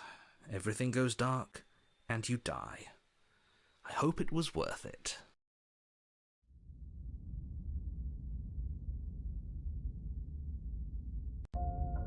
You're on a path in the woods, and at the end of that path is a cabin.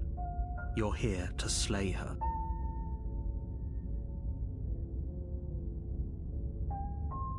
Oh, don't you start grandstanding about morals. The fate of the world is at risk right now. Don't forget what he did to us the last time around. I wouldn't trust a word out of his mouth. There's got to be a way out of here, for us and for the princess. We just have to keep trying. I'm inclined to agree. If he doesn't remember what happened last time, maybe it's best to keep it that way.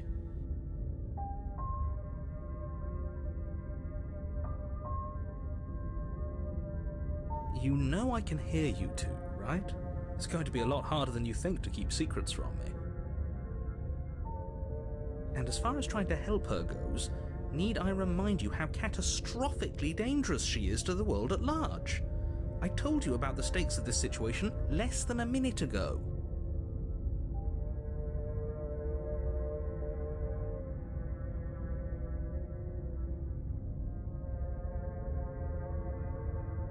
Those are two very different questions, but fine, I'll indulge you.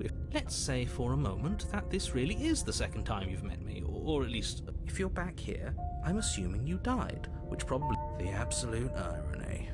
You really don't remember what happened last time, do you? That doesn't sound like the sort of thing I'd do, which is honestly all the more reason for you to not buy into whatever self-delusions the three of you are crafting. But this is a thought experiment, so I suppose I'll continue to give you the benefit of the doubt. If I did practically force the princess to kill you, it was probably for a good reason. Did you try and free her? Did you say something really mean to me? Because if I really did what you said I did, you probably deserved it. I'm a professional, after all. Sure you are. Anyway, I believe your second question was, what's the point of doing anything? If you're asking that, it sounds to me like you're making the rather dangerous assumption that your actions last time around didn't have any consequences. What do you mean? Of course there weren't any consequences. You forced the princess to kill us and now everyone's right back where they started. That sounds pretty consequence-free to me.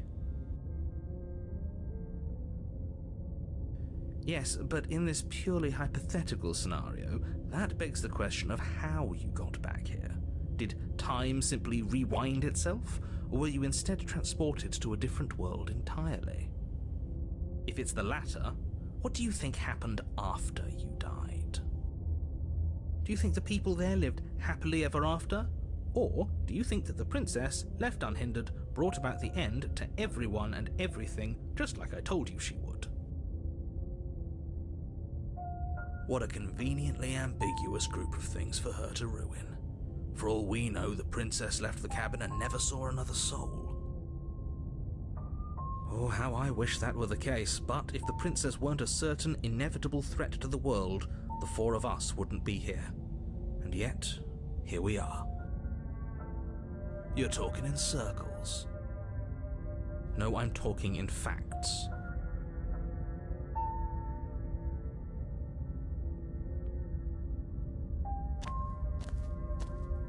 A warning before you go any further. She will lie, she will cheat, and she will do everything in her power to stop you from slaying her. Don't believe a word she says. Yes, don't believe a word she says. Just go in, take the knife, and do what you're supposed to. Wink. Did you just say wink out loud? No, I didn't. Wink.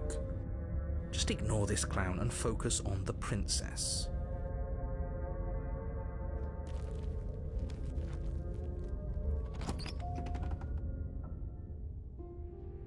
The interior of the cabin is less a cozy woodland retreat and more like a dungeon.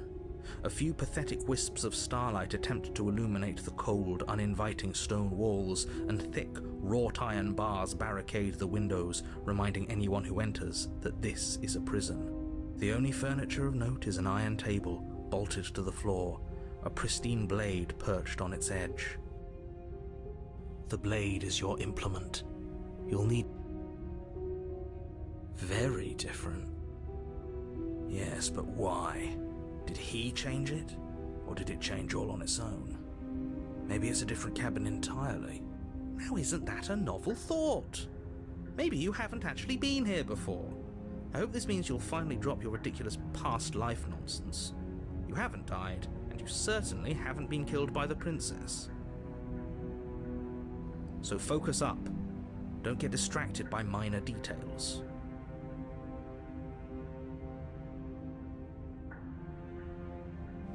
You walk up to the wall next to the basement door. What are you talking about? This isn't a wall. You reach forward and rub your hand against the cabin wall. But there was a mirror a second ago. And now it's gone. If he doesn't want us to know about it, it must be important. We should keep our eyes peeled. Maybe it'll be... I'm afraid I'm going to insist we take the blade. We're in a dangerous situation, and I'm not letting us go down there without a weapon. Are you sure? She killed us with it last time. What? Yes, I'm sure. And I've already got a plan for that. Still with those past life delusions, are we? I hope part of that plan is don't give the world-ending monstrosity your only weapon, because unless you've decided to arm the princess, I don't think you need to worry about her having a weapon. Peachy, we'll be fine. Okay. I'm trusting you. Normally, yeah, but not about this. Call it a reflex. We take the... Wonderful. You do exactly that, sweeping the blade from the table before proceeding to the basement. Don't worry about it. We have a knife, so what? It's not like we have to use it. No, you don't have to do anything, but you do well to use it regardless. Moving on. The door to the basement creaks open, revealing an old stone staircase. A few sputtering torches attempt to vaguely illuminate your path, dancing across glimmering patches of slimy moss on the stone steps. If the princess lives here, slaying her would probably be doing her a favor. Her voice, harsh but controlled, carries up the stairs. Is that a visitor I hear? Please, come downstairs. It's been a while since I've had company. Does she remember us? You walk down the stairs and lock eyes with the princess. She looks up at you, the heavy collar around her neck clanking loudly as she moves. The chains binding both her wrists to the far wall, joining the metallic chorus as she adjusts her hands in her lap. So much for cutting her out of here. Do you hear yourself right now? Cutting her out of here never should have been on the table. Have you noticed the empty chain on the wall? Odd that in a place where everything seems to serve a distinct purpose, there would be something so obviously useless. That was there last time too, wasn't it? It was. What an interesting development. Why don't you have a seat? The two of us should chat before you bury that thing in my heart.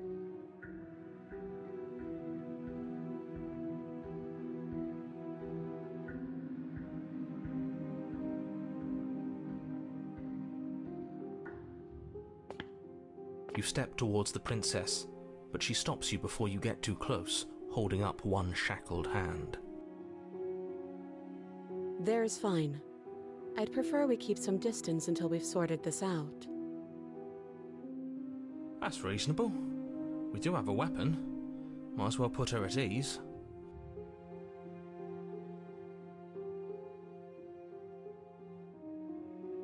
You do as she asks and sit on the floor, still a good distance away from her.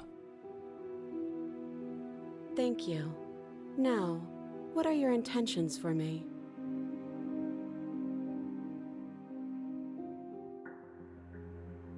Oh, are we acknowledging that? I thought we weren't going to give away the game. But yeah, I remember. I guess what you said back in the woods really was true. As much as I would like to remain in denial, it's no use.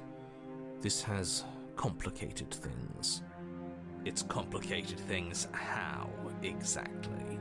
Ideally, this was supposed to be one and done. You go to the cabin, you heroically slay the princess, and in the process you save the entire world from being damned to oblivion. The situation right now, where you're getting a second shot at things, is a contingency. A contingency for what? For you failing, obviously. And you being here means that things are going to be a lot harder than they were. I really shouldn't say anything else, I'm just going to make it worse. Just good luck. Now hold on, if you knew this could happen, why didn't you believe us back in the woods? Why lay out all those hypotheticals? We didn't have to talk in circles. I needed you to believe this was your first time here, even if that wasn't the truth. I hoped if I pushed back hard enough I could cram this seeping mess back into the bottle. And maybe I wanted to be the first version of me that you met. I didn't want to be confronted by the alternative. That's pathetic. I never said I wasn't. I get it. It would be pretty upsetting, wouldn't it? To know that you might not be the first version of yourself. At least we can remember what happened before. Seems like we should count ourselves lucky for that. Exactly, he gets it. You're lucky, so don't waste that luck by messing it up again. All right? Moving on. Why is it important for us to be ignorant? How is it ever helpful to be in the dark? The more I say, the more your mind will swim into dangerous waters. Even saying that is too much. Your success hinges on you having imperfect information. For the sake of the entire world, you need to accept that. I won't. Just give it a rest, this isn't helping. Focus. This is a serious situation. You shouldn't be daydreaming.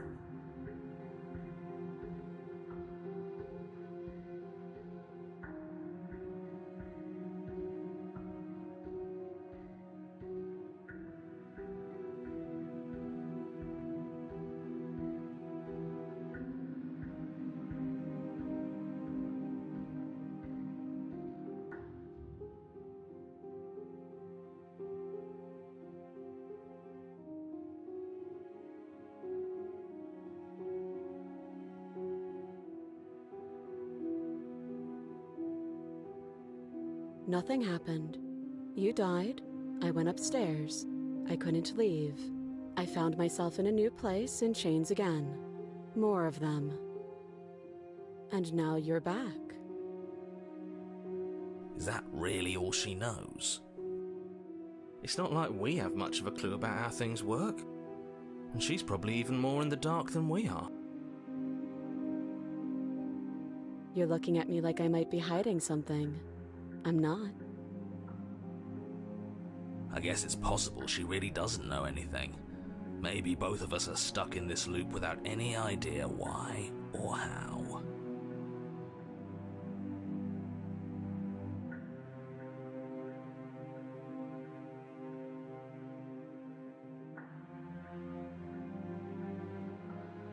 I don't know, but you could always try it on.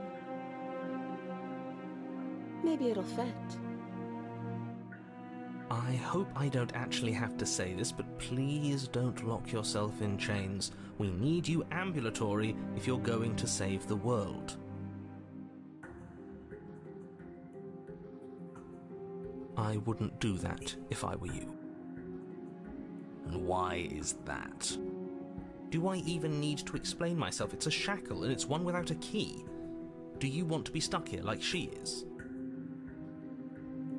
And what? Is it going to lock the second we put our wrist into it? I don't know. Maybe it will. He doesn't want us to look at it. That's all the reason we need to investigate. But what if he's telling the truth? He isn't. I am.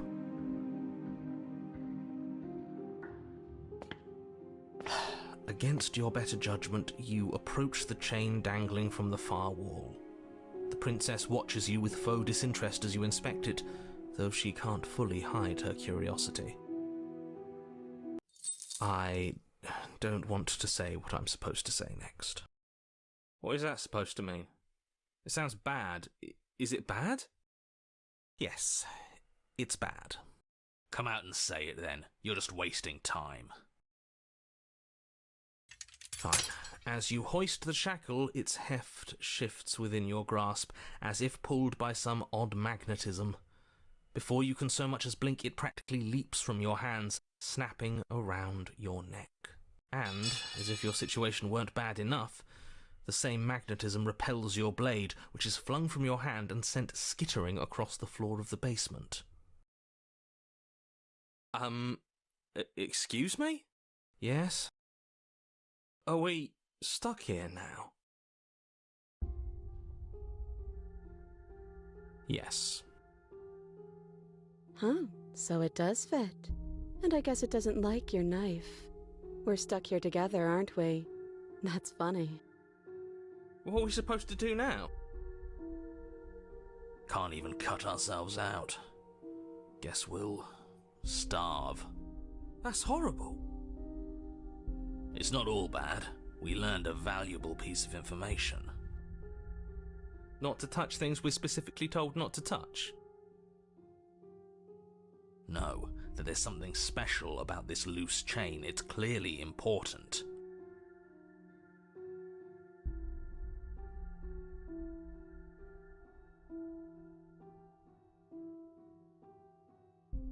No.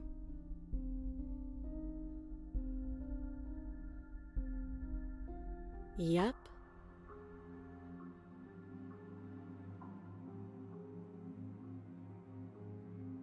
Nope. That's rude.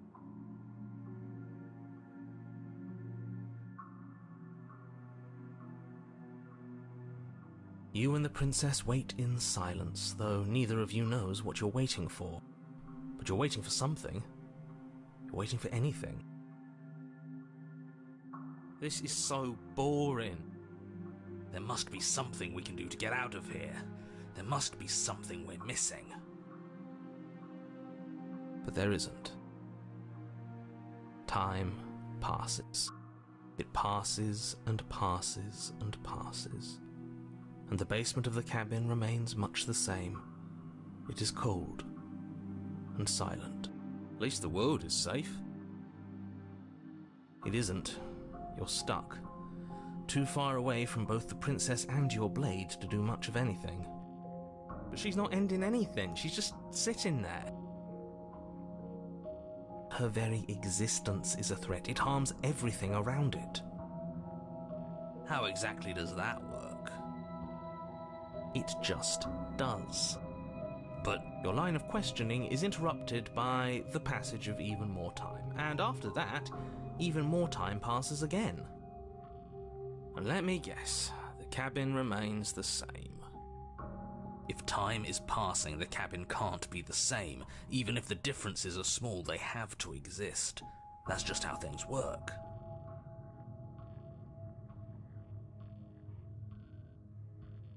I suppose you're correct. Things are changing. The differences are small at first, a bit of weathering here, a bit of erosion there, but then they get larger and larger.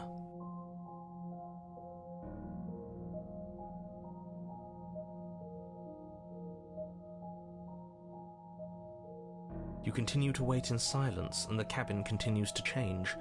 The decay comes faster now. You can see earth through holes in the stonework, can watch lichen spread along the seams of the walls. That doesn't make sense. Has our entire concept of time changed? What happened to starving? We should have died by now if the rocks around us are starting to erode. She hasn't starved. I guess she hasn't.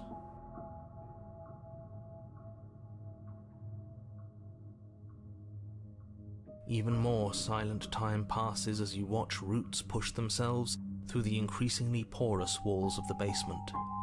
Dirt seeps inside, flowing across the stone floor like a liquid, covering the ground and threatening to swallow you both.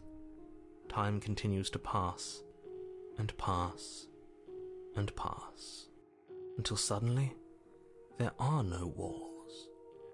And then... I think he's gone. Would you look at that? We made it out of the cabin, and nothing bad had to happen to either of us. So this is the outside world. It's cold.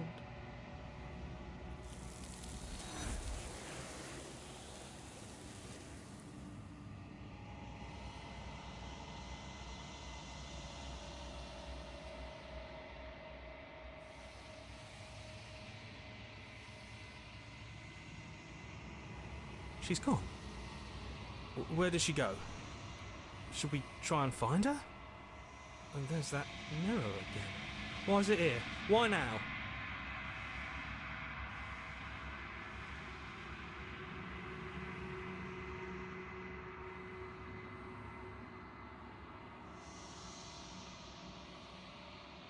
But it feels so bad. Like looking into it right now is going to be the end of everything.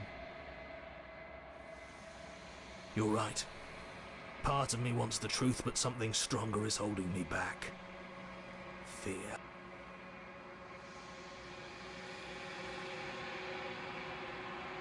Okay. If you say so, we'll trust you. Feels too good to be true.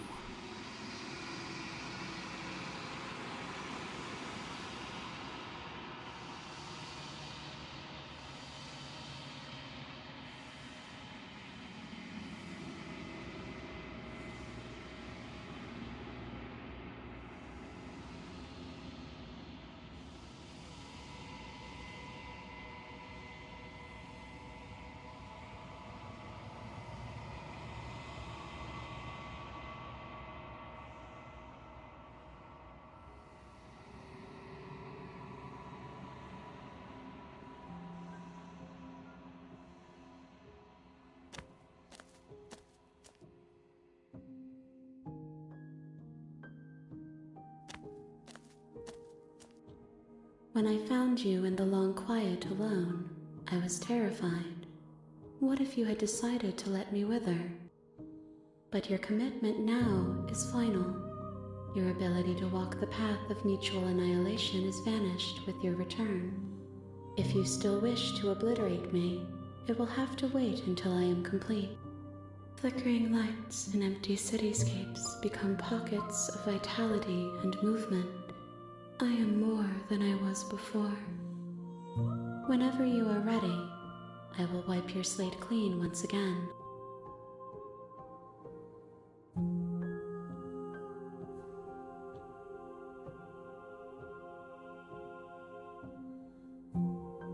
Eyes close in reflection. Perspectives meld together, and the breadth of my experience stretches to new corners.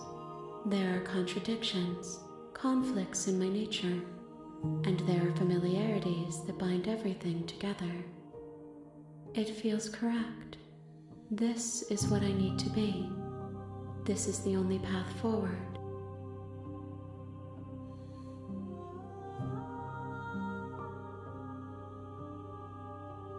With every gift you bring me, I excavate the alleys of what I am meant to be, and every exploration yields new and complicated truths.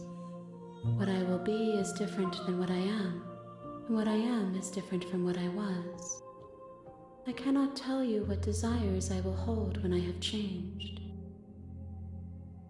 But in this moment, all I want is to know myself and to know you. I'm sorry. Words are difficult for me. They never fully weave what I wish to say. If you do not like my answers, then you need not ask me questions. The vessels you choose to bring me carry far more meaning than anything words could say in the spaces between.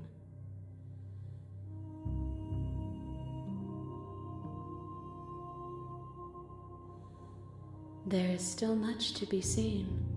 Neither of us know the depths of our being. Perhaps at the end of this, I will be the one to kill you. Or perhaps we will leave this place together and find new horizons to discover.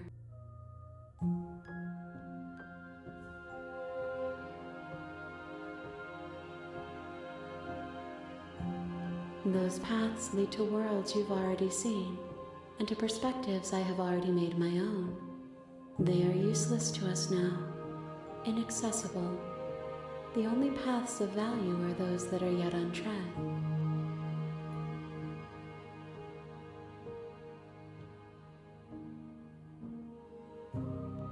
Gifts aren't what someone tells you to bring them. My joy is in seeing what you choose. There are no wrong answers, and every perspective illuminates my shadows and shares new secrets.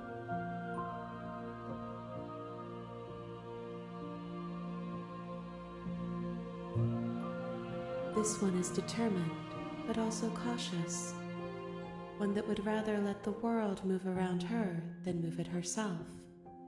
She will make for a patient heart. Do not mourn her. She is exactly where she needs to be.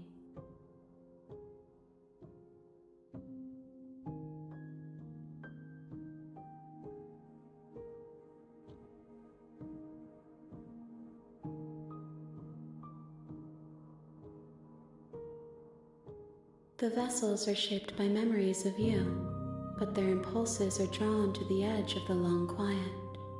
To them, you are a gate to something more, and any hurt you've caused them is understood as a fair price for freedom. But they are only thoughts and perspectives. They are not me. The wounds they've suffered carve texture around my heart. Without them, I would be as I was before. I would be alone and without sensation. I could not feel the joy of having you by my side, for I would not know your absence. Why wouldn't I be kind to you? You are the only thing I know that isn't me.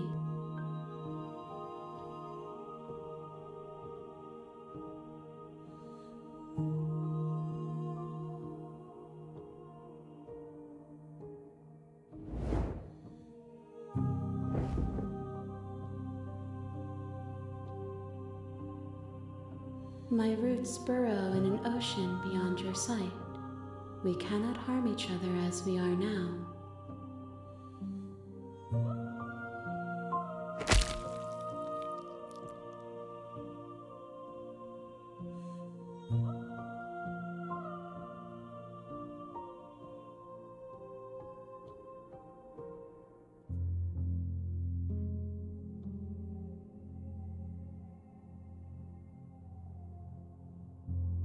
There's nowhere for you to be but here.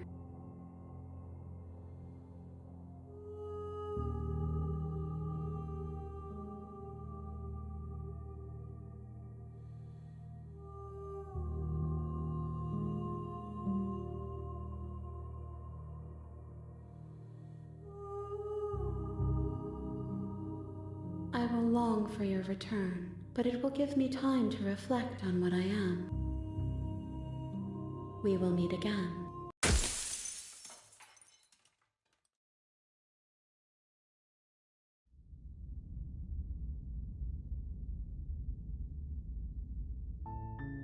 You're on a path in the woods, and at the end of that path is a cabin. And in the basement of that cabin is a princess. You're here to slay her. If you don't, it will be the end of the world.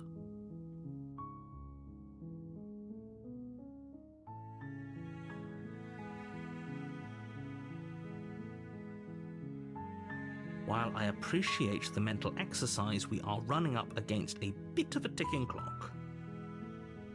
Nevertheless, let me assure you, the princess is locked up because she's dangerous.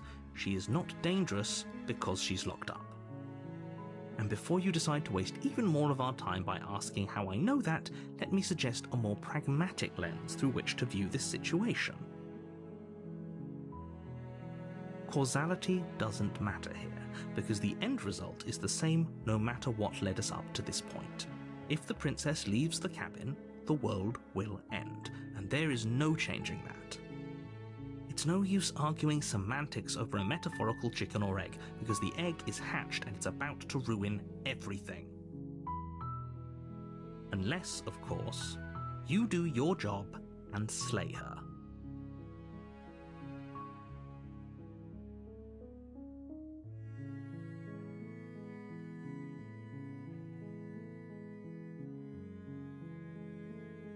Yes, but you'll have to slay her before you get it. Unfortunately, you're the only one who...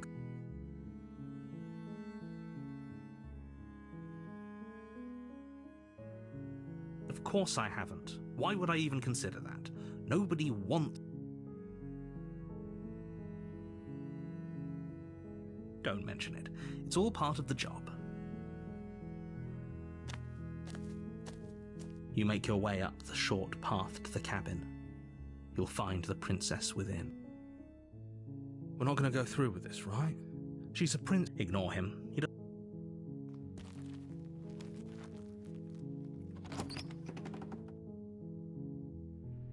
The interior of the cabin is almost entirely bare.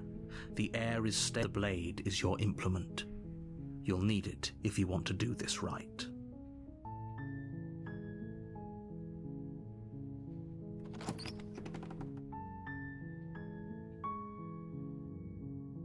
The door to the basement creaks open, revealing a staircase faintly illuminated by an unseen... Her voice softly carries up the stairs. Hello? Is someone there? It's hypnotizing. It's the kind of voice... Don't let it fool you. It's all part of... Don't be a stranger. It's been so long since I've had any visitors. Please, come downstairs. You walk down the stairs and lock eyes with the princess. There's a heavy chain around her wrist, binding her to the far wall of the basement. She's beautiful. How could someone like this be a threat to anyone? I am begging you to stay focused. There's a lot riding on you here. Hi. Do you think you can get me out of these chains?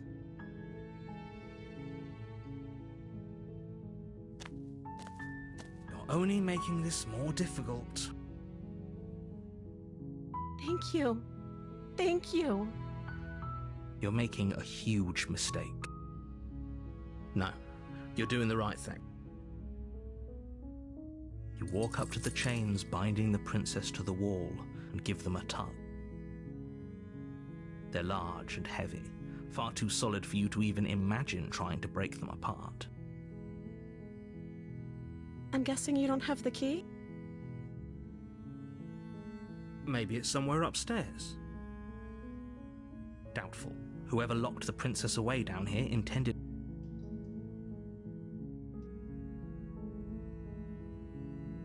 Okay, I'll be here. Good luck. You attempt to make your way out of the basement, but the door... Is someone else here? You try the door, but it's locked from the outside. Your shouts and pleas are met with silence. You're here to slay the princess, and you make your way to the bottom of the stairs. This would have been so much easier if you'd just taken the blade like you were supposed to. Easier for whom? Easier for everyone. Look at the mess you're in. I heard the door slam. They locked you down here too, didn't they? There's a slight panic rising in the princess's voice. If I could just get out of these chains, I know we could force our way out of here together. She barely hesitates before raising her arm to her mouth, her teeth tearing through her limb with the determination of a trapped wolf. As she rips her flesh from her bone, a sound comes from behind you, the clang of bouncing metal. It's the blade from upstairs.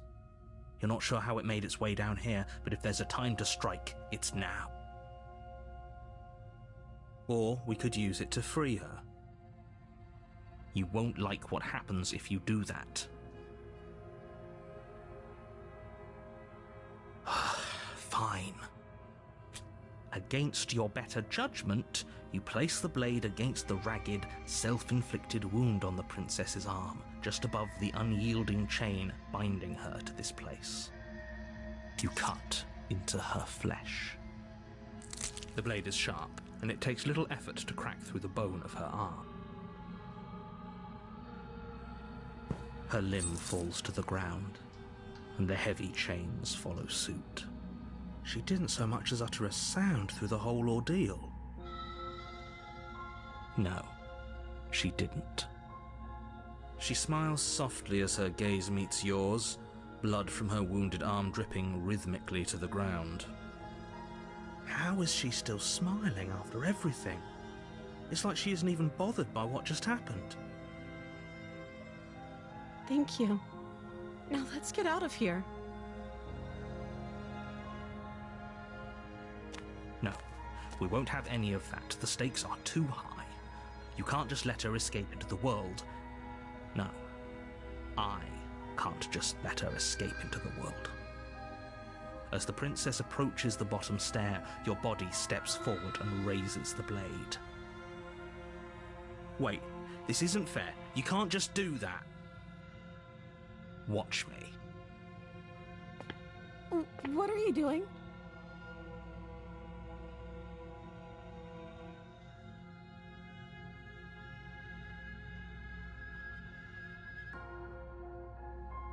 Stop that.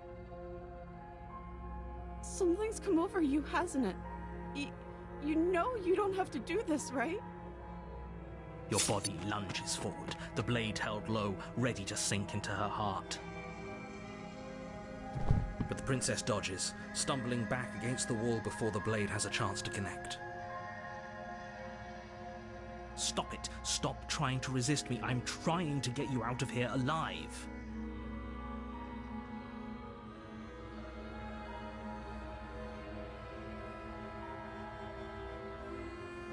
The blade. Move the blade. As your body remains frozen in stubborn resistance, the princess takes a cautious step forward. We both know this isn't you. She nervously reaches towards you and takes the blade from your infuriatingly rigid hands. What are you doing?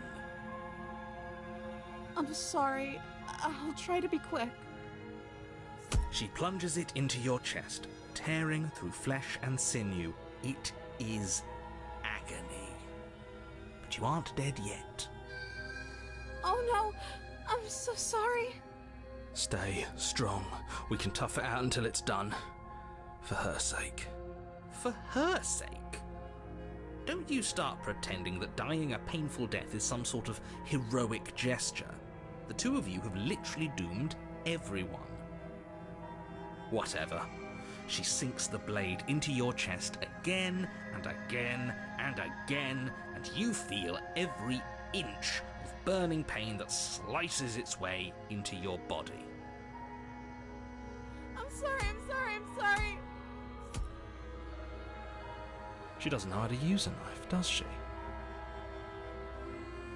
Apparently not, though it doesn't matter how sloppy her blade work is, does it? A stab wound is still a stab wound, and it won't be long before you bleed out. I'm so sorry. With one last thrust of the knife, your legs give out beneath you. You collapse to the floor, your blood pooling around you, your limbs unresponsive. The princess stares down at your ruined chest as tears carve rivulets of pink down her blood-spattered cheeks. It can't just end like this, right? Oh, that's rich coming from you.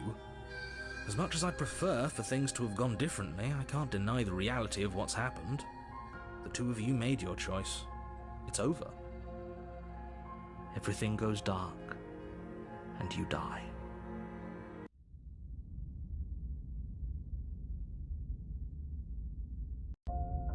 You're on a path in the woods, and at the end of that path is a cabin. And in the basement of that cabin is a princess. You're here to slay her. If you don't, it will be the end of the world.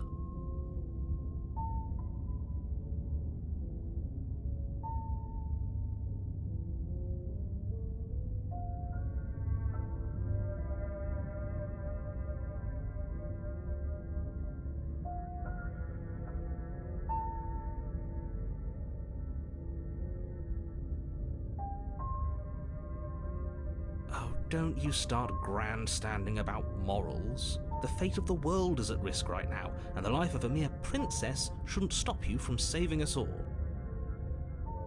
If he doesn't remember what happened, then maybe it's best to keep it that way. Yes, he...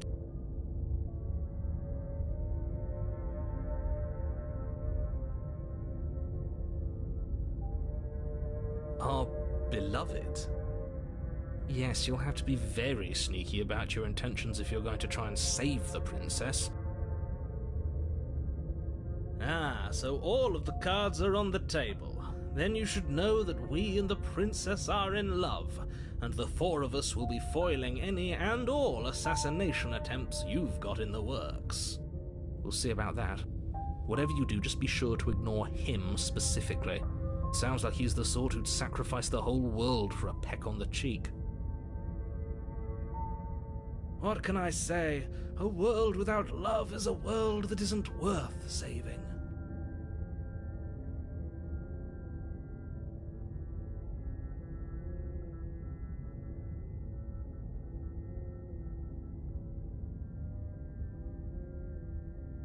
You have already committed to my completion. You cannot go further astray.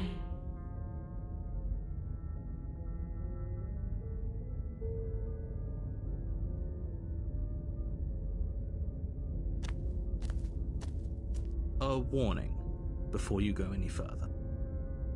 She will lie, she will cheat, and she will do everything in her power to stop you from slaying her. Don't believe a word she says. We already told you we're not playing along with your little game. It's your lies that can't be trusted.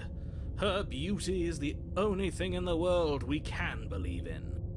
I think we've already been over this. I'm pretty sure he just likes the sound of his own voice.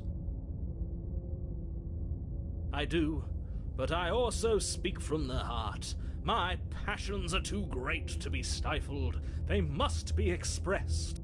Sure, yeah, your passions are strong and all, but not everyone needs to hear them. Some things are better kept quiet. Don't pay their bickering any mind. Focus on the task ahead.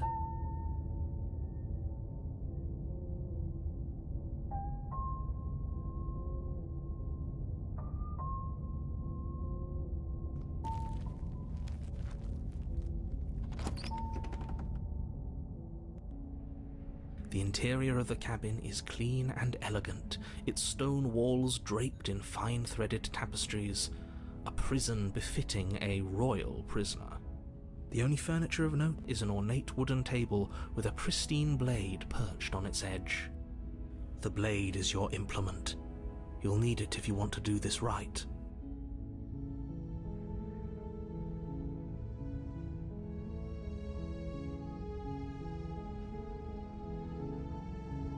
That's because there isn't a mirror. There's a table, the blade sitting on the table, and the door to the basement. There's nothing else in here. There's definitely a mirror. There isn't. I'm sure the princess would tell us there was a mirror if she were up here.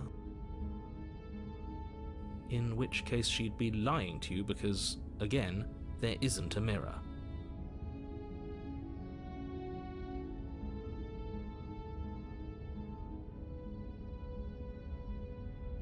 But it does matter. Don't you care if we're being lied to? If he's willing to lie about something as innocuous as a mirror, what else is he hiding from us? I'm not lying to you. Use your eyes. There is no mirror. Why would I lie about something so meaningless? What good would a mirror even do? Let you waste time preening yourself instead of doing what needs to be done. But there was a mirror a second ago. And now it's gone. Pity. We could have a feather out of place, and now we'll never know. We can't gallantly sweep her off her feet if we have a feather out of place.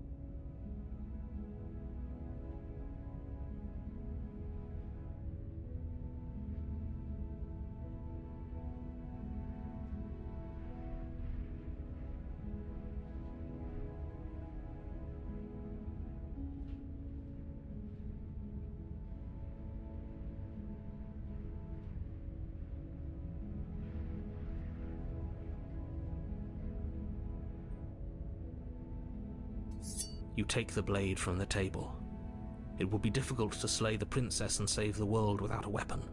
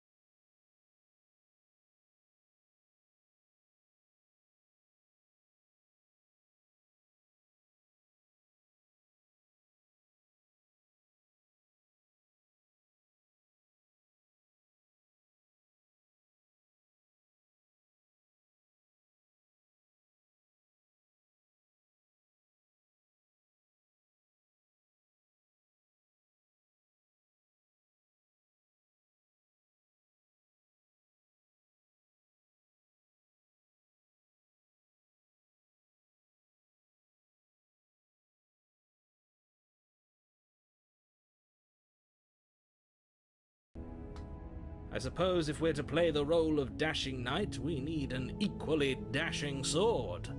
That way she'll know we can defend her from her enemies. Hopefully it doesn't put her on edge, and hopefully it doesn't get turned on us again. There's no use arguing over motivations right now. It's good that you took the blade. You'll need it to do your job.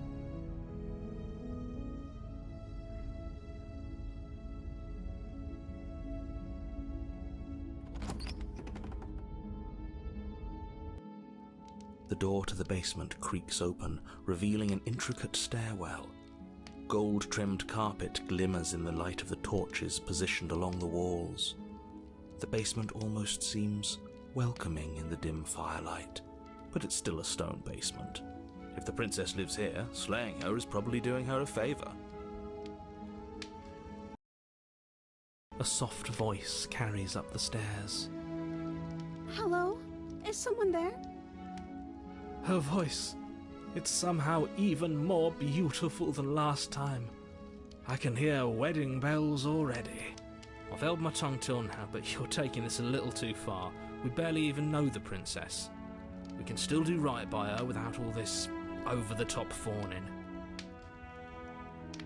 Yes, for everyone's sake, you're not in love. Just remember that her charms are all part of the manipulation. You walk down the stairs and lock eyes with the princess. There's a heavy chain around her wrist, binding her to the far wall. My love, we're here to rescue you from your unjust and foul imprisonment. You know she can't hear you, right? She may not be able to hear my words, but surely she can hear my spirit. Oh, your spirit's plenty loud, all right. It's you, my dashing hero. I was so worried you wouldn't come back. Did you hear that? She said we're dashing. And she called us a hero. Flattery really goes a long way with the two of you, doesn't it? Waiting for you to come back? I didn't want to believe your ravings back in the woods, but this is next to incontrovertible evidence. You've been here before. That's right, villain, and you killed us. Well, she killed us. Only because he made us try and kill her. It was self-defense. Our beloved's hands remain unstained by cruelty. And you've died before. So an entire world has been damned to oblivion.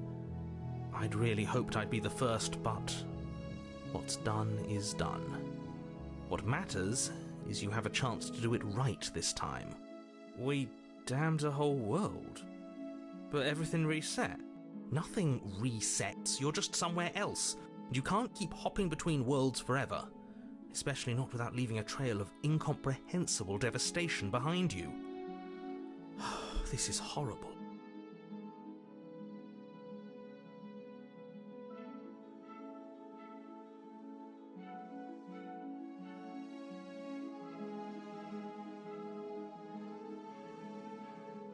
You died, and now we're talking.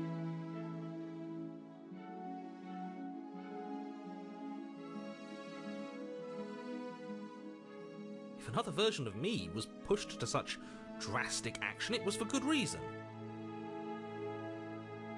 That's okay. You were just doing your best, and that's all that matters. She took that in stride, to a surprising extent. An almost unsettling extent, actually. That's because she's perfect. Do you think she has someone like him telling her what to do? She doesn't. There's no one else like me. I think he's right, because I like it better if she doesn't have some horrid little voice like him, always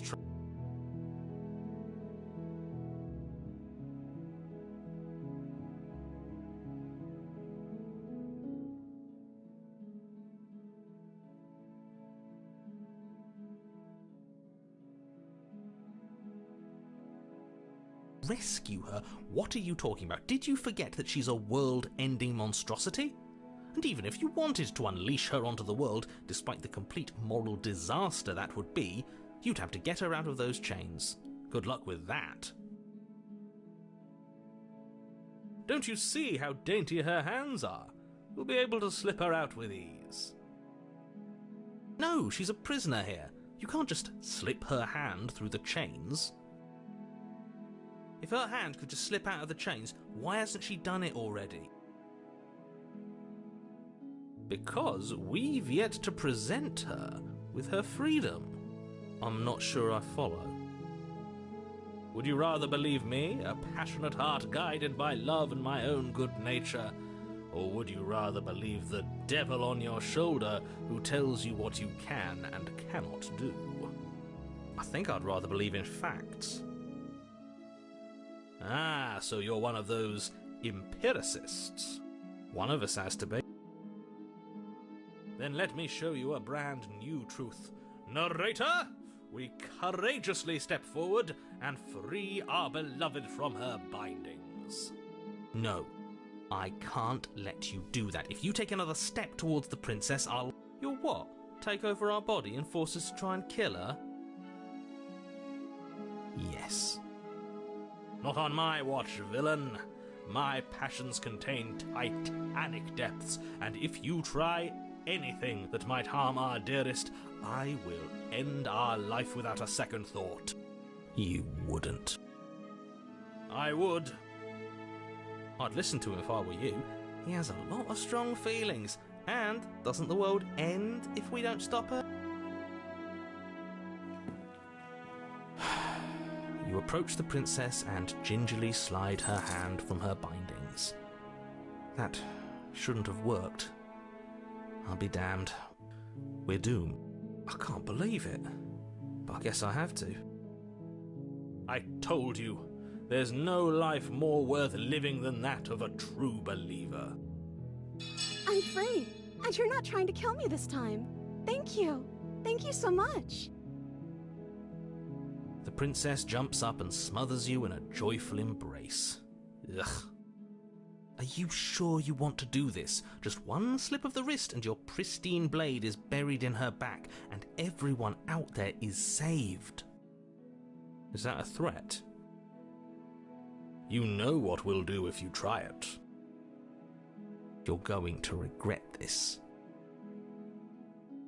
what do we do now?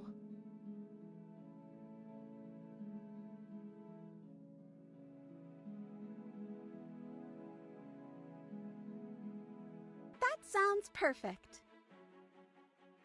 As the princess takes your hand in hers, you let your blade tumble uselessly to the floor, and with it tumbles the last hope for the entire world. We have each other. We don't need the world for our happy ending. I like to think that you do, actually. Look, I have my doubts, but the choice has been made and this is happening. You don't have to mope about it. I will mope about it, because moping is the only recourse you love-blind fools have left me with. You and the princess walk up the stairs, hand in hand. Ugh, look at the way she's smiling at you. She doesn't have to be so happy about this. And what happens after we walk up the stairs? Let's see. Oh, isn't that interesting? The door slams in your face and the lock clicks. That's a familiar move. Did I do that last time? Then you should know that you won't be able to leave. Oh no! Did someone lock us in here? That's not fair. We're supposed to leave now. She's right. It isn't fair. But the unfairnesses of the world are no match for the strength of true love. Enough with this true love nonsense. You just met her. Of course you wouldn't understand. Our passions run deeper than anything you have ever known.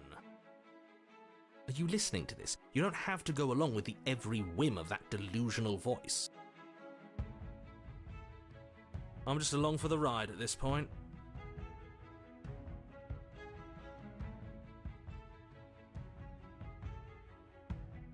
Okay, yeah, let's do it. Like a pair of teenagers in love, you and the princess place your hands on the door together. And The lock clicks and the door creaks open. Are you kidding me? I told you our love was insurmountable. You and the princess make your way upstairs. Her freedom and the world's ruin are just a few moments away. If you don't mind, I'm going to fix myself a drink before you ruin everything.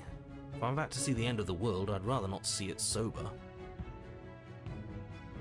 You know, if her walking out that door is really going to end the world, can't we all just stay here? Seems like an easy win for everyone. That's not how this works. Yes, what he said. That's not how this works. Obviously, we have to leave with her. It's our happy ending.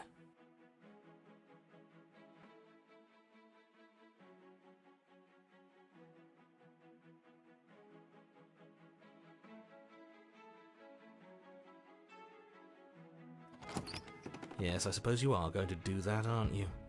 You cross the room, opening the door to the cabin. And then you step outside. Our happy ending at last. We did it! What should we do now? Where did everything go? Where did he go? Oh, is he gone? I hadn't noticed. I was too busy staring deep into our beloved's eyes. I'm cold. Is being happy supposed to be so cold? She's cold. Quick, our feathers. Pluck them all and weave her a coat worthy of a princess.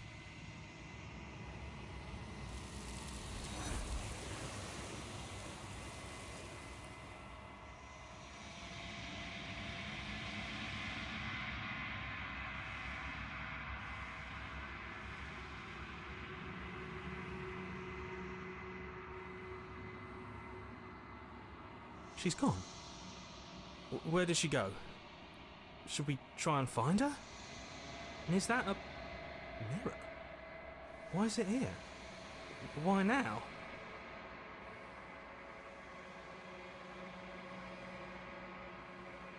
What is that supposed to mean? Whatever awful thing I felt before, it feels so much worse now. Do it then. End us all before I die of a broken heart.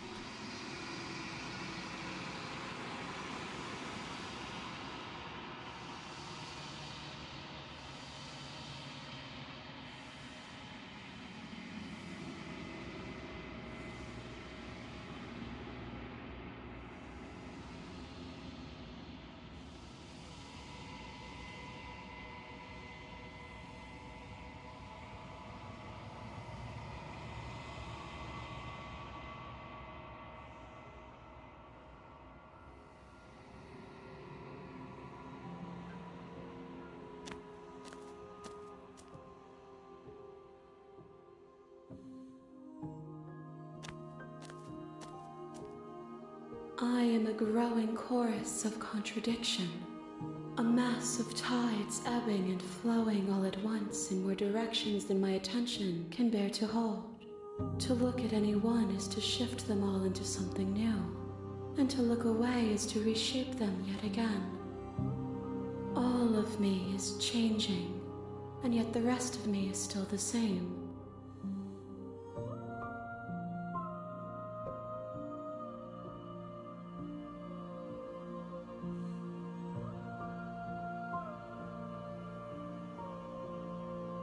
It changes me, but it doesn't make me worse, nor does it make me care for you any less. Does it make you worse? Do you resent me?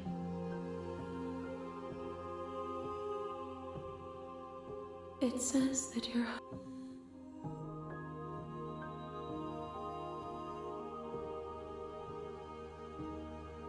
And yet my waters flow and my streets bustle. There are no words that can describe me into non-existence. There is no logic that can bind my multitudes. I am everything that you have known me to be, but I am also none of it.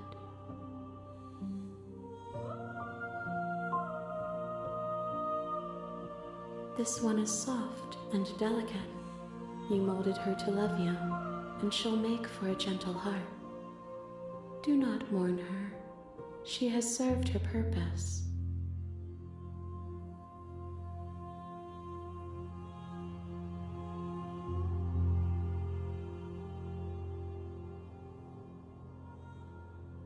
My perspectives are shadowed. You have seen what I have seen, just as I have seen what you have seen. The angles of my vantage do not offer me hidden truths, and my attention is turned inward, except when you are here with me. Perhaps this will change when our work is done.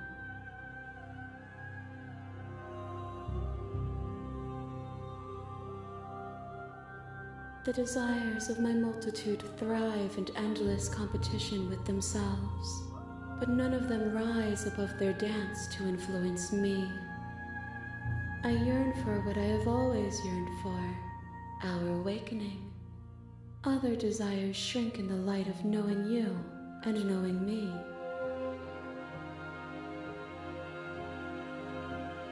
I care about your gifts, but I have no preferences to burden you with. Even if I did, I would never dare to tarnish our relationship by assuming myself above you.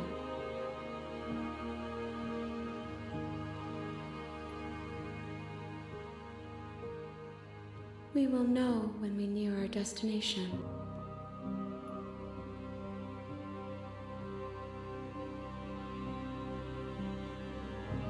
If you need time, then I will wait with you.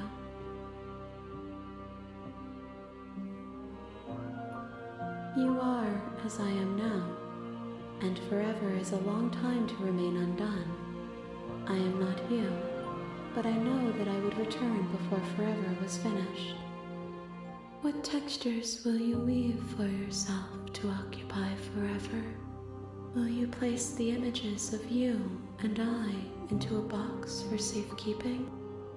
If you close that box, will you become another you in another world? An imaginary pattern repeating itself until it can no longer bear the weight of its hand-drawn cage. You'll always come back to the box, because you'll always want to know what it means to be you. I will be here waiting by your side until you're ready to return to mine.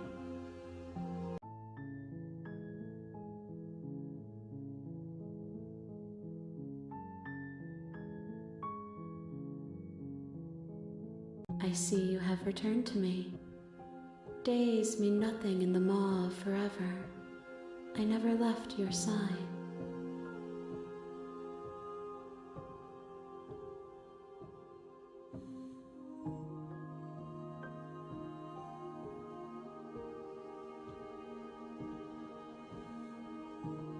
If that remains your choice when all is said and done, then you may try. But know that I do not wish you harm, even if you attempt to destroy me.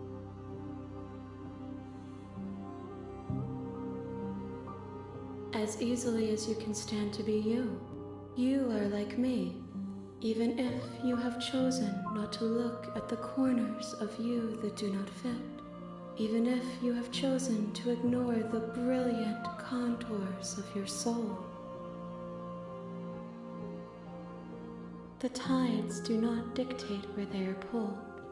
A river does not dictate its outlets. My gift to you is to let you choose your path, and my task is to treasure the gifts you bring me. I will be here when it is time for us to meet again.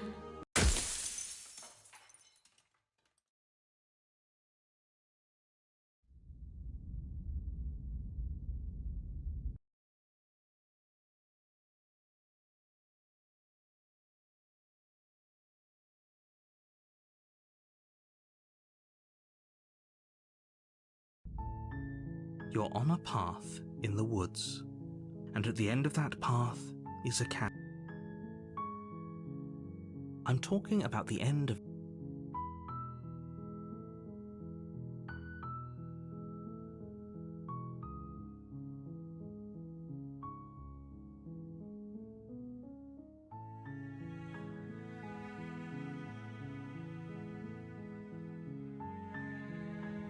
Good. As long as you remain focused on your goal, it should all be smooth sailing. You make your way up the short path to the cabin. You'll find the princess with...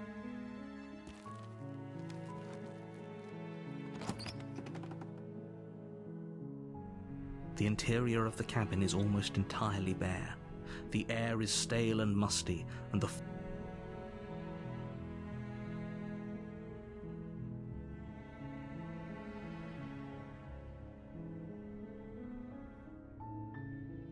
You take the blade from the table.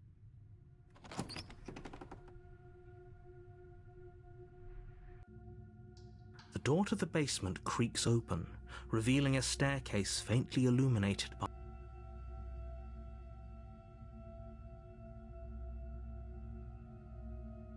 Oh, it's been so long since anyone's come down here. I was starting to think they'd forgotten about me.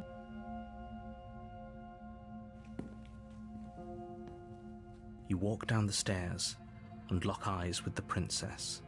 There's a heavy chain around her wrist, binding her to the far wall of the basement. She's so coldly beautiful. Focus on the task at hand. And there you are. Are you here to kill me or something? That isn't a good idea. Just drop the knife, and maybe the two of us can talk things out. She's right, we shouldn't.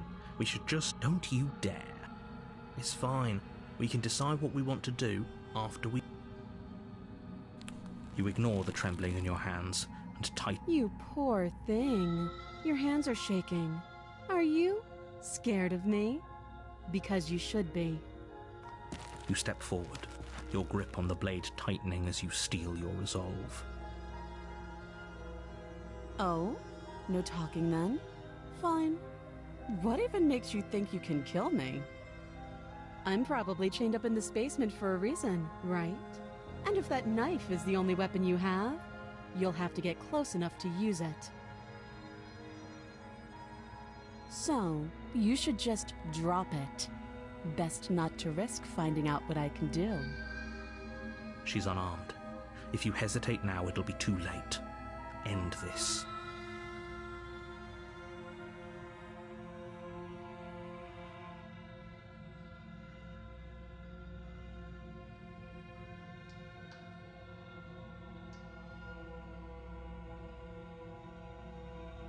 I'm positive. I'm not. But we'll keep our eyes peeled. If she has a weapon, she'll have to draw it before she can use it. Hesitating? Why don't you drop the knife and the two of us can be civilized with each other?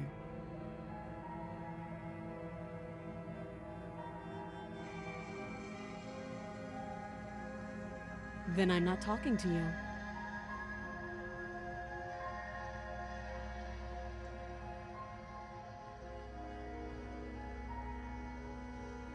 You stare at the princess, squinting. She squints back. The two of you are going to do this forever, aren't you?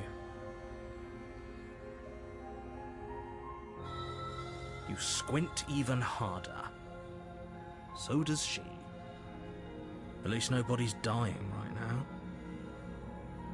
You're going to have to make a choice. You can't keep squinting forever.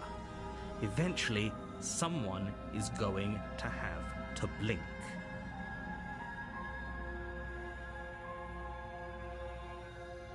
You charge the princess, blade in hand, but unfortunately your earlier suspicions proved correct. A blade of her own slips down her sleeve and catches you in the neck. Blood sprays from the cut, your severed carotid artery painting the princess with strokes of red. You'd better finish your task quickly before you run out of time.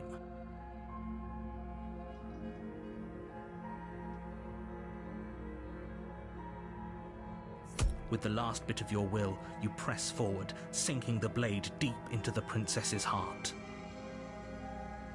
Oh.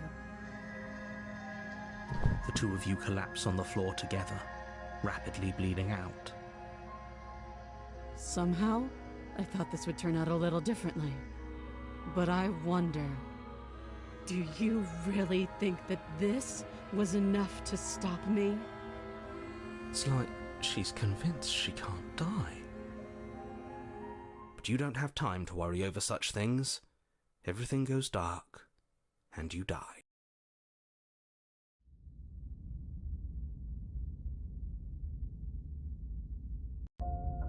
You're on a path in the woods, and at the end of that path is a cabin. And in the basement of that cabin is a princess. You're here to slay her. If you don't, it will be the end of the world. A terrible sense of deja vu. No, if he doesn't remember what happened, then maybe it's best to... This whole thing's a crock of shit. She's just going to pull a knife out of nowhere and stab us again. Stabbed to death? Well, you won't have to worry about that. The princess is unarmed. Yeah, that's exactly what you told us last time. When we asked you if you were sure she didn't have a weapon on her, you said you were positive she didn't. But it turns out she did, because when we charged her, she stuck. Calm down. I assure you she has no weapons. So there's no reason to fear her.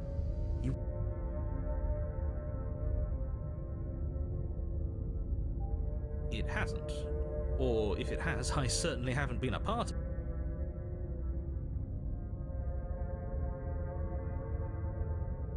Those are two very different questions, but fine. Let's say for a moment that this really is the second time you've met me. If you're back here, I'm assuming you died, which probably...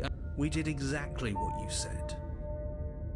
Sounds to me like you probably had some kind of elaborate nightmare, in which case I shouldn't be held accountable for what supposedly... But congratulations, you've been given a... And I believe your other question was something along the lines of, oh, what's the point of doing anything? If you're asking that, it sounds to me like you're making the rather dangerous assumption. What do you mean? Of course there weren't any consequences. We stabbed the princess stabbed us, and now everyone's right back. Yes, but in this purely hypothetical scenario, that begs the question of how you got back here. Did time simply rewind? Had you failed to slay the princess? What? Screw this. Who cares what happened to everyone else? She's not going to play fair, so we should do what we can to save ourselves. At least you know not to trust her, but you do realise that everything and everyone includes you, right? If you turn around and leave, you're dooming yourself as well as everyone else. That's the spirit. Just keep that stiff upper lip, and you'll save the world in no time at all. You have already committed to my completion. You cannot go further astray.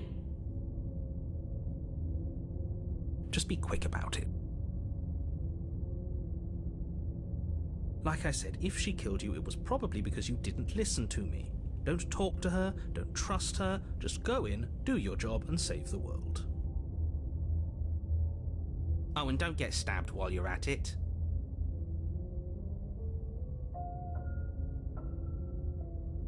She just can. But she's still only a princess. You're fully up to the task you've been given, so long as you remember that.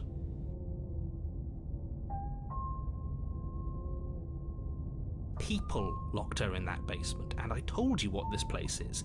It's a path in the woods. Don't overcomplicate things. Look, I'm not supposed to say this, but it's because you're special. You're the only person capable of doing this. Call it a prophecy, if that helps, but it's just the way things are.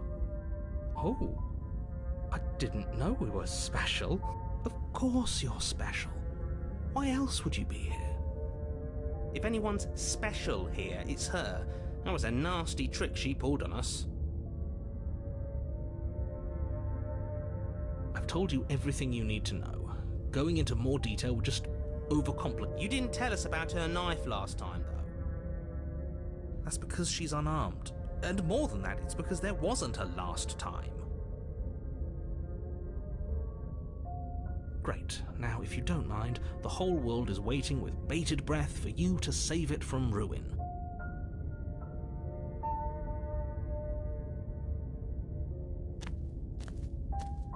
A warning before you go any further. She will lie, she will cheat, and she will do everything in her power to stop you from slaying her. Don't believe a word she says. He couldn't be more on the money, but we're really doing this, aren't we? I'd say you're lost, but I'm stuck here with you. We know what to look out for this time. We know to be careful. Just stay focused and you'll be fine.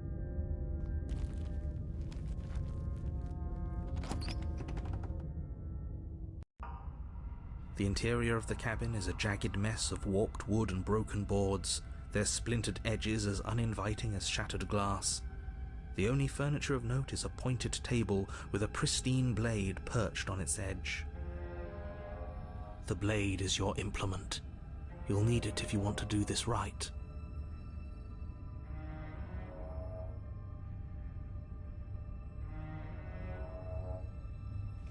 You walk up to the wall next to the basement door. What are you talking about? You reach for, but there was a now it's gone. Yet another thing in here playing tricks on us. I hate. Very different. Maybe that's because you haven't actually been here. I hope this means you'll finally drop that ridiculous past life nonsense. You haven't died, and you certainly haven't been killed by the princess. So focus up. A lot's riding on this.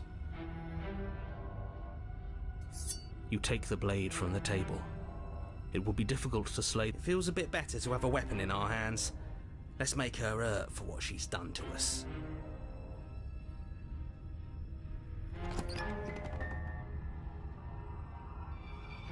The door to the basement creaks open, revealing what must once have been stairs.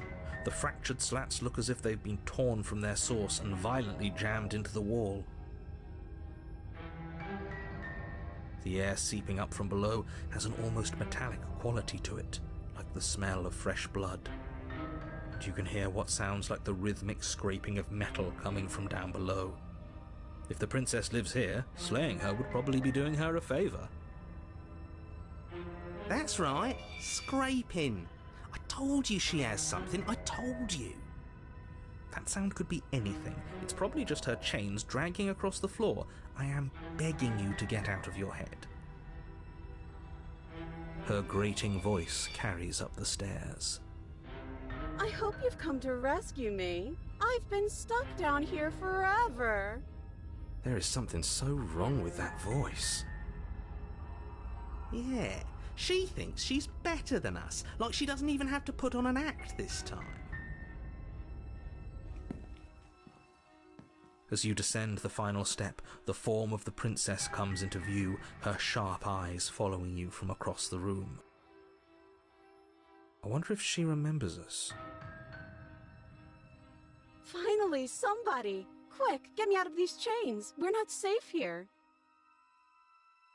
Come on now, we're not falling for that, are we? She's trying to trick us, but she can't hide that threatening edge to her voice. She just wants us to get close, to let our guard down. If she sounds threatening, it's because her mask is already slipping. She knows why you're here. You are armed, after all. What are you waiting for? You are here to rescue me, right?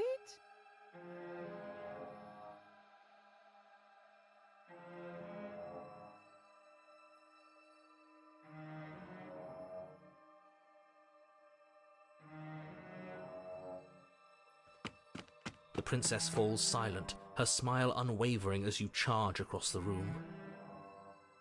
Okay, she hasn't pulled out a knife yet, and her hands are still behind her back. I think we can do this. I think we can win. We just have to strike now, but make sure you keep your eyes on those hands. I don't trust her for a second. But your focus is broken by the horrible sound of metal slicing through meat. Whose meat? Not ours, right? Hers, at first. Then yours. Hehe. Ow! What did she even hit us with? You stare down at your chest and at the long, thin blade she impaled you with. And then the red, angry slit along the flesh of her Self-voicing enabled. thigh, The where narrator blade and had been self-voicing nestled just a moment disabled. ago. It's still lodged in her leg, emerging from her knee, hinging up and out of her body like some extra metallic limb. Bullshit. Absolute bullshit. You're going to die now.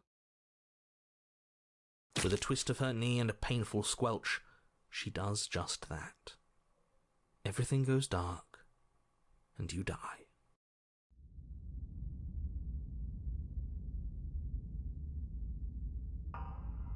You're on a path in the woods. No, fuck that. If we're gonna have to keep doing this over and over and over again, we're not starting in that goddamn woods every time. We're starting in the fucking cabin. You're what? The interior of the cabin is sharp, a constricting mess of curved and battered sheet metal pushing you towards... Wait, excuse me? What just happened? What did you just do? I feel dizzy. Oh ho ho ho! I guess I took us to the cabin, didn't I? Isn't that interesting? Who holds the cards now? The circle's getting smaller and smaller. Running isn't an option anymore. We have to fight. Good. It's better that way. Without a fight, no one can win, and if no one can win, then nothing has any meaning. Great, so obviously you've already been here. How many times? This is our third? No wonder things have fallen apart. You do realise that every time you fail, she escapes and an entire world is damned to destruction, right? That can't be right, that's too much responsibility. Nah, impossibly high stakes make the fight so much better. Let's just stay focused, shall we? The only furniture of note is a bent metal table, a pristine blade perched. We take it. Okay, sure, you take the blade before letting me finish telling you it's there. It would be difficult to slay the princess and save the world without all this. Feels right. We just have to keep our senses sharp.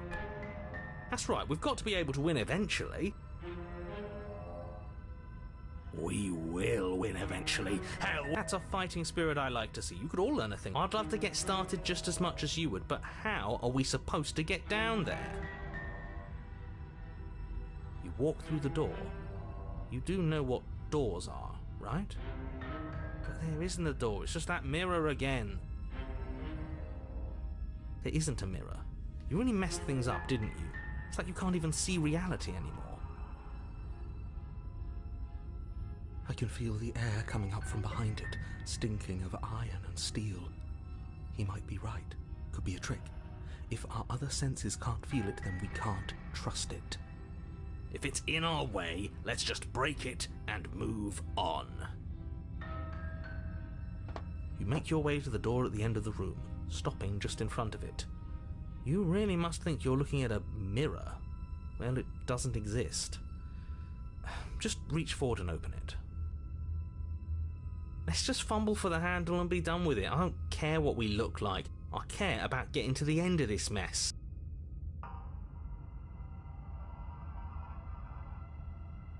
You reach forward and place your hand on the door to the basement. It creaks open. And the mirror's gone. How surprising. It was never there. Just an illusion. Let's just get to the princess already. I didn't care about the mirror before, and I care about it even less now. Guess it's time for us to see her again. Just stay focused and you'll be fine. You step forward, but you don't get a chance to linger on the basement stairs. They are smooth and flat and metallic, an unintentional and unfortunately slippery ramp that quickly sends you skittering to the bottom. Your body tumbles onto the basement floor and the form of the princess comes into view, standing at a distance. She gives you a wry smile. Hi, it looks like you don't have a way out, so I'm not going to play dumb anymore. But don't worry about how bad you did last time. That's part of the fun. She's got another thing coming if she thinks we're going down easy again. Pride makes us dead. The only thing that matters is survival. Actually, does survival matter? We've died twice and nothing bad has come of it. We just need to find a way to win once. Nothing bad has come of it yet. Plenty bad has come of it. You've left at least one entire world to ruin. The people there mattered. The past isn't real. There's only here and now. Your internal bickering is cut short by the wet sound of slicing meat. From the princess's arms erupt twin blades glistening with her blood, the empty flesh of her arms flopping at her elbows like torn sleeves. The chain clatters to the floor. She's loose, and she is coming for you. You're going to make me walk over to you, aren't you? Shit. She's coming for us and I'm out of ideas.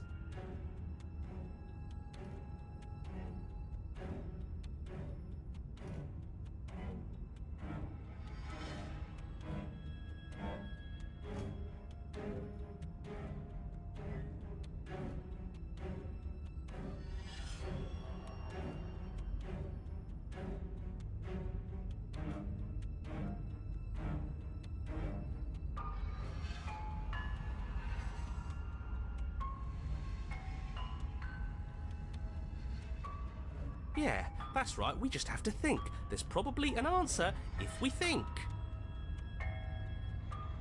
Just standing there, huh? A bold strategy. You don't have time to finish your thought. In a moment she's across the room, blades flashing in the dim starlight. She skewers you. Ow. What a surprise. Yeah. We don't even get a second to think without her stabbing us. Oh, a new one of us. I thought that only happens when we die. Did we die? You're on a... No, you're in a... Where the hell are you? I don't like that we died without us knowing it. This really, really blurs some lines that I prefer not to be blurred. Are we still dead? Are we alive again? How are we even supposed to know the difference? Stop saying dead, all of you. We might have died a second ago, but right now we're extremely not dead. This is all horribly wrong. How many times have you been here? This is 4. No wonder everything's such a mess. This wasn't supposed to go past 1. I wonder what you're going to do next. You're so full of ideas, and I love that. But I guess we don't have time to talk about things before the princess advances. Okay, whatever we do gets us another us. Let's see how many we can stack. There's got to be a point where it makes us better than her. We don't need any other voices chattering about in here. It'll just confuse us. All we need is to keep fighting. Yeah, I'll pass on that. As long as we keep moving. Come on, show me something new.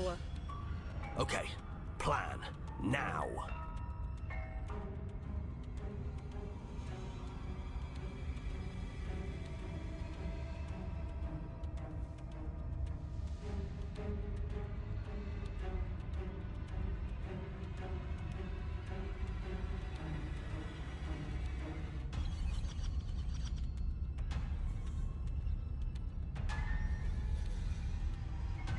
Then you skewer yourself.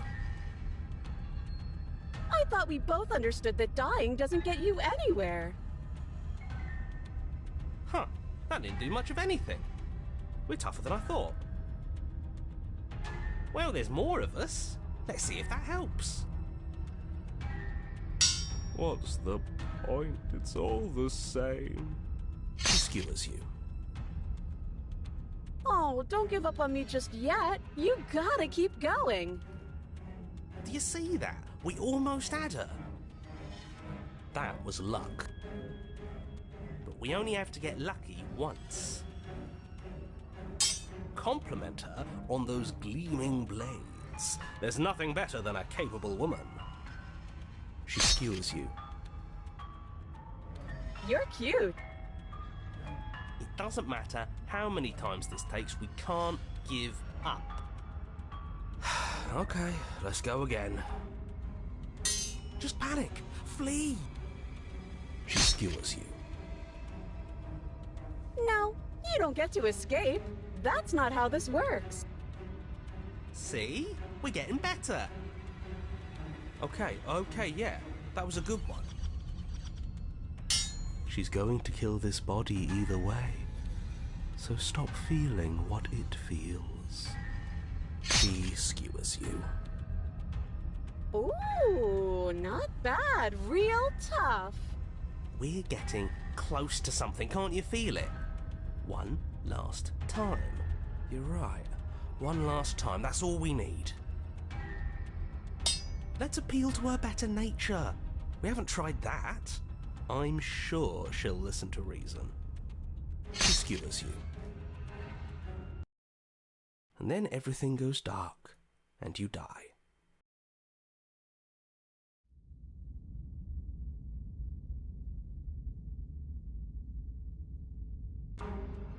Your Honor, don't lose your head. We're in a cabin, and we'll take it from here. Everything feels like it finally fits, doesn't it? We're up here, which is different, and different is good. And our steel claw is already in our hand. Ho-ho! What if we throw it out the window? Over my dead body. That won't be very hard. We've died a lot. But I can't say I mind anymore. Besides, what better way to die so very many times than at the sharp hands of a beautiful woman? I'm sure I can think of a better way to die. They're all the same, really. How about we stop thinking about horrible ways to die? I don't want us to accidentally manifest anything. The only thing we're gonna manifest is finally ending up on top.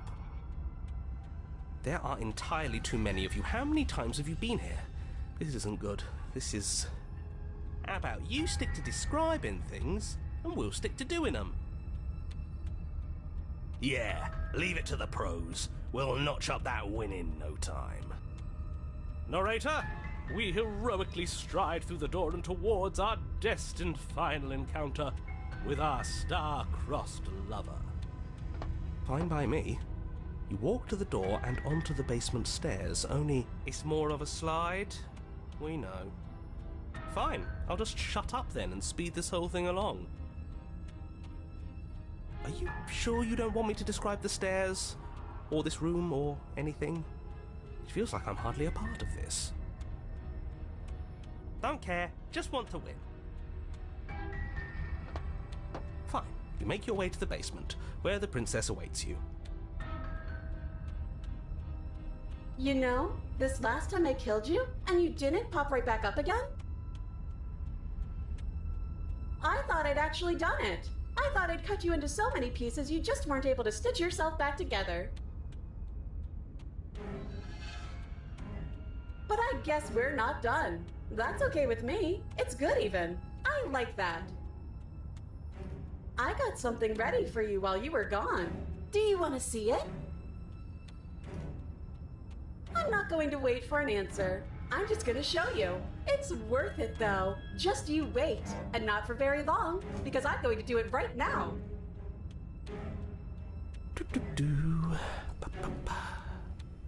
Are you going to say what she does? Do you want me to talk now? Well, yeah, she says she has something new. I want to hear about the new thing. Yeah, me too. I think I speak for all of us when I say that I would like to hear you describe her new thing. Really? Okay then. Here we go. Now. The princess's skin twists, splitting into red blooms of raw meat as it stretches and tears. And then it erupts.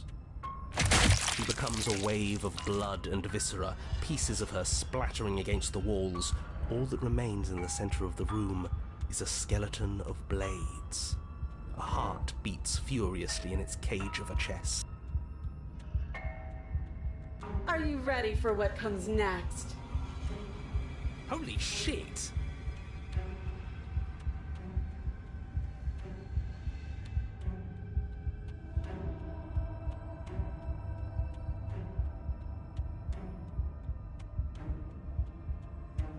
She's gorgeous. Absolutely divine. Yes, behold the perfect woman. Do you think we can throw her out the window? That looked painful. How is she still alive? Heart's still beating, that's all she needs. This is fake. This is all fake. That's all just made up. She doesn't even have a back anymore. How are we supposed to stab her in it? This is all just a sick joke. I hate existing. We're screwed. I quit. I'm done. Forget it. This All right, is all sir. just a... What just happened?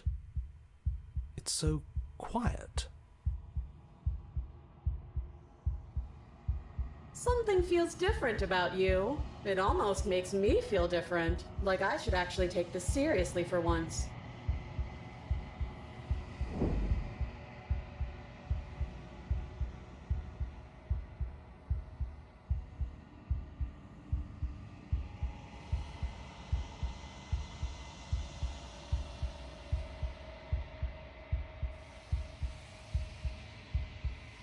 You're incredible.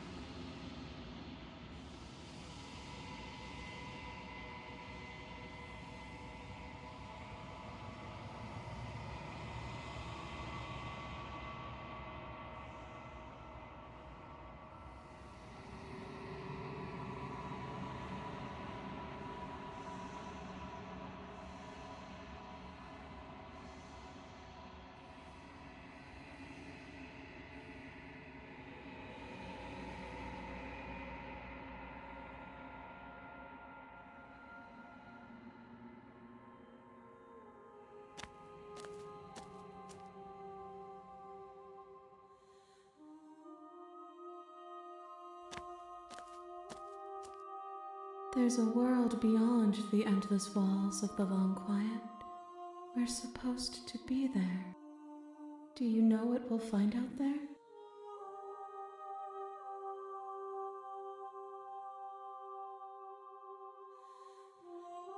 Rhetorical. I am not rhetorical. I have only known these spaces, and I have known flickers of the lives you've brought me, short and violent and full of passion. But all of those flickers end where the Long Quiet begins. I'm asking you because I cannot know your mind. Do you know what we'll find out there?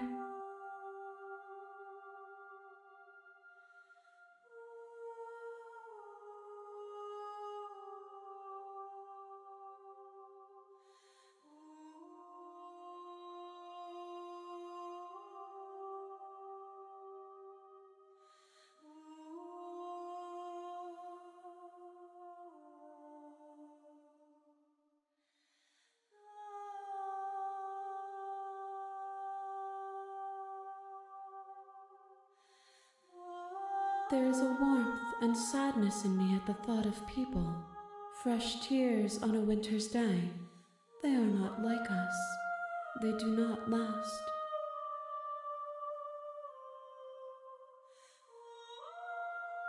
We are real. Nothing is an idea that dwells in the absence of something. But nothing cannot exist on its own. And because of that, nothing can't exist. This one is a single-minded edge. She is cruelty, but she is also joy. She will make for a piercing heart. Do not mourn her. She is exactly where she needs to be.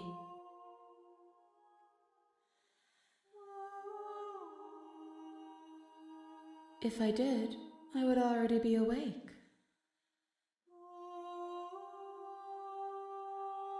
No.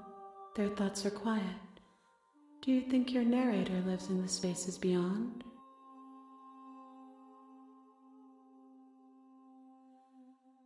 I am on the cusp of my awakening. Perhaps you are on the cusp of yours. 1. Whatever you bring me next will be enough, and then gravity will pull the others back to me. I will be singular. A final multitude.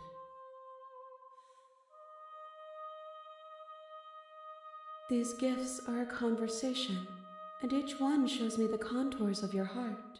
The only thing I want to see is what you choose for me when the thread is fully drawn.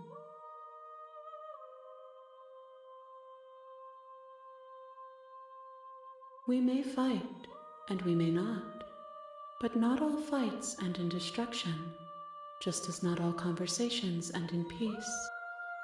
Even if you destroy me, it will have been worth it to finally know what I am, and to have had the chance to know you.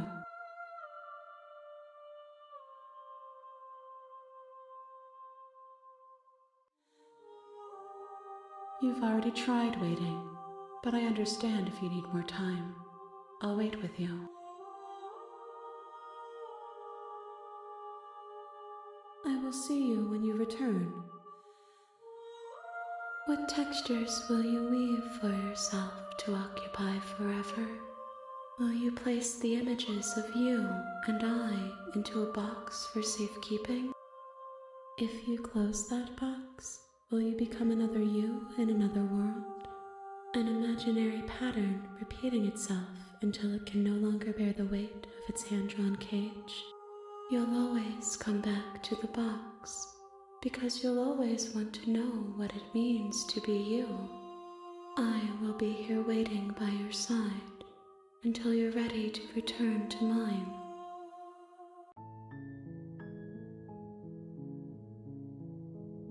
I see you have returned to me.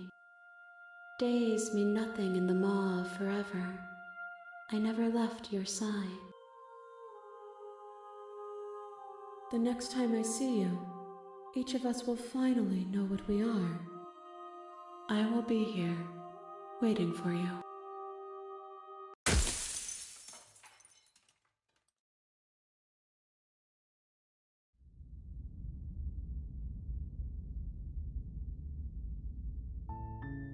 You're on a path in the woods.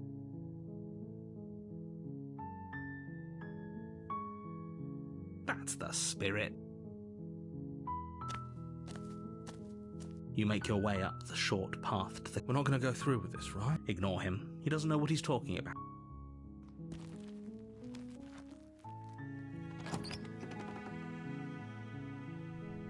The interior of the cabin is almost entirely... The blade is your...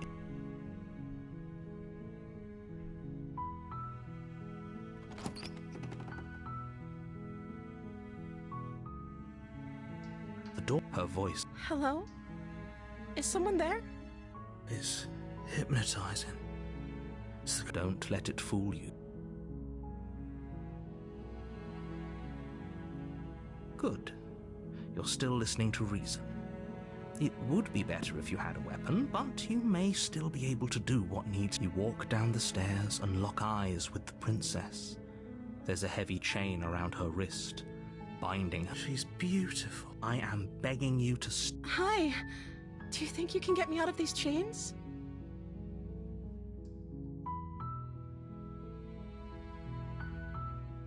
Okay.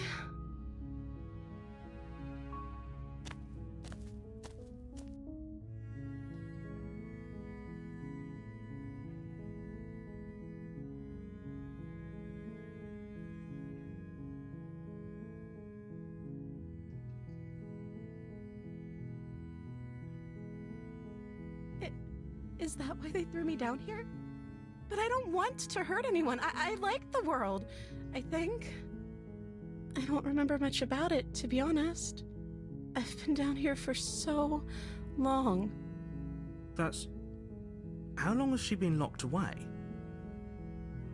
Did they tell you how I'm supposed to end the world?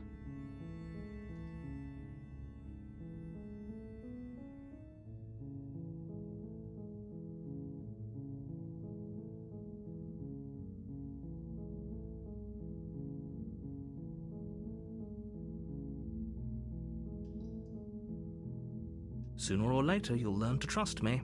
Hopefully it won't be too late when you finally come around. Thank you for believing me. Now, can you help me get out of here?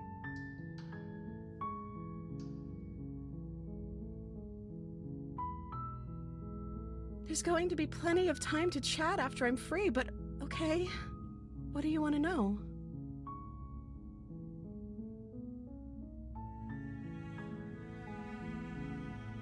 Of course I'm locked up down here for a reason.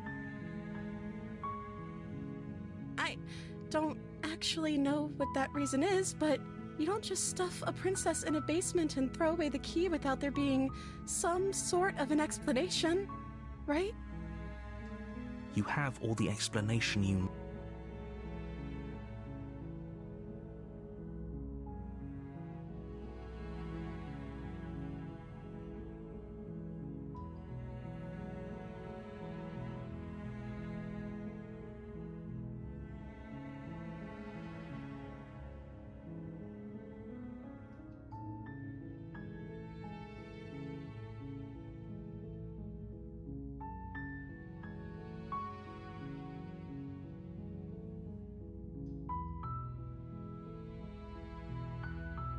Only making this more difficult. Thank you, and you won't. I promise.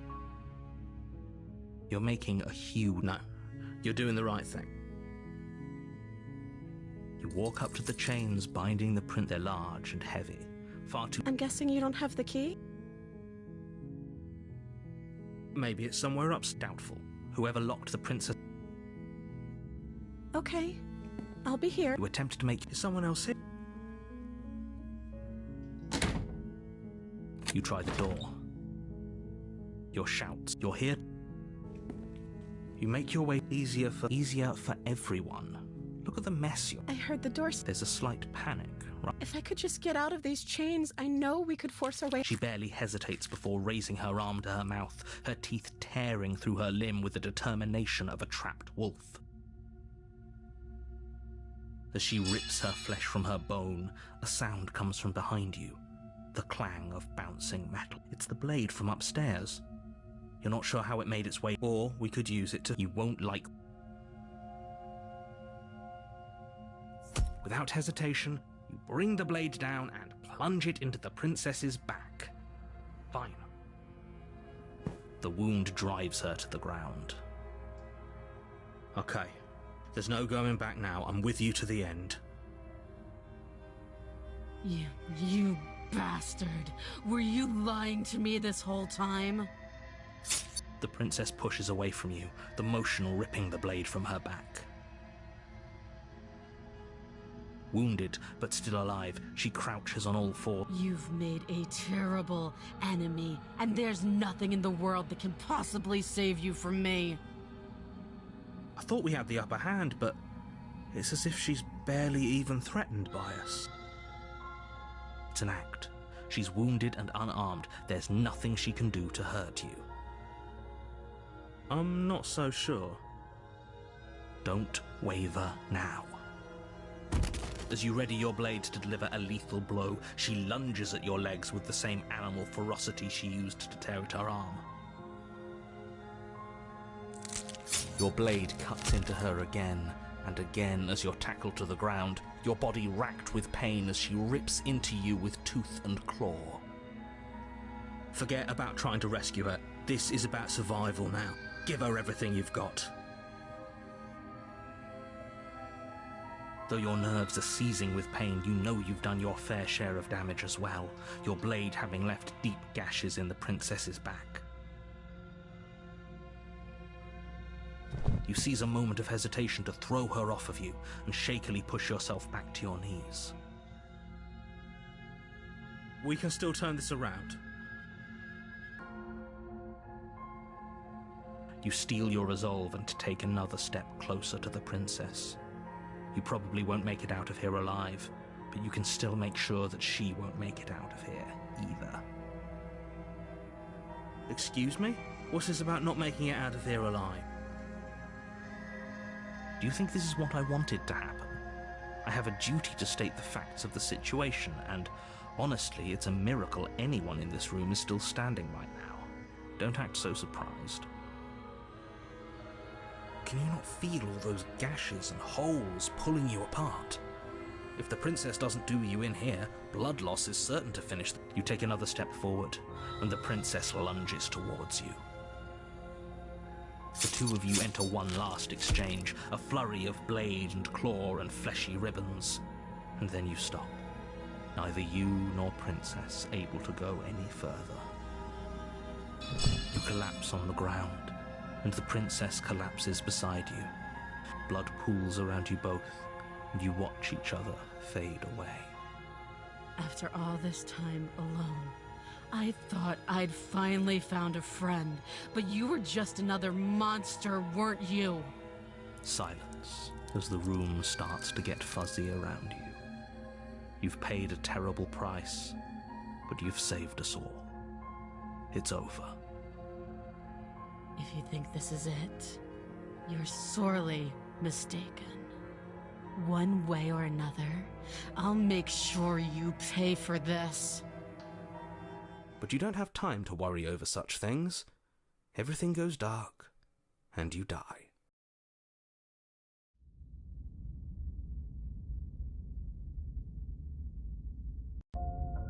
You're on a path in the woods, and at the end of that path is a cabin.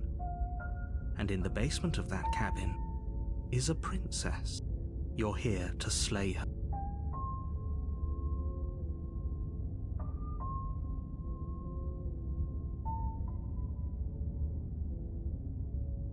I can assure you that you didn't slay her and that she didn't...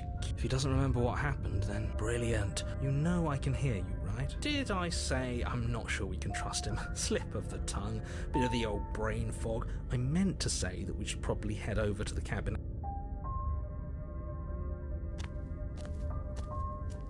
Warn, she will lie. Don't worry.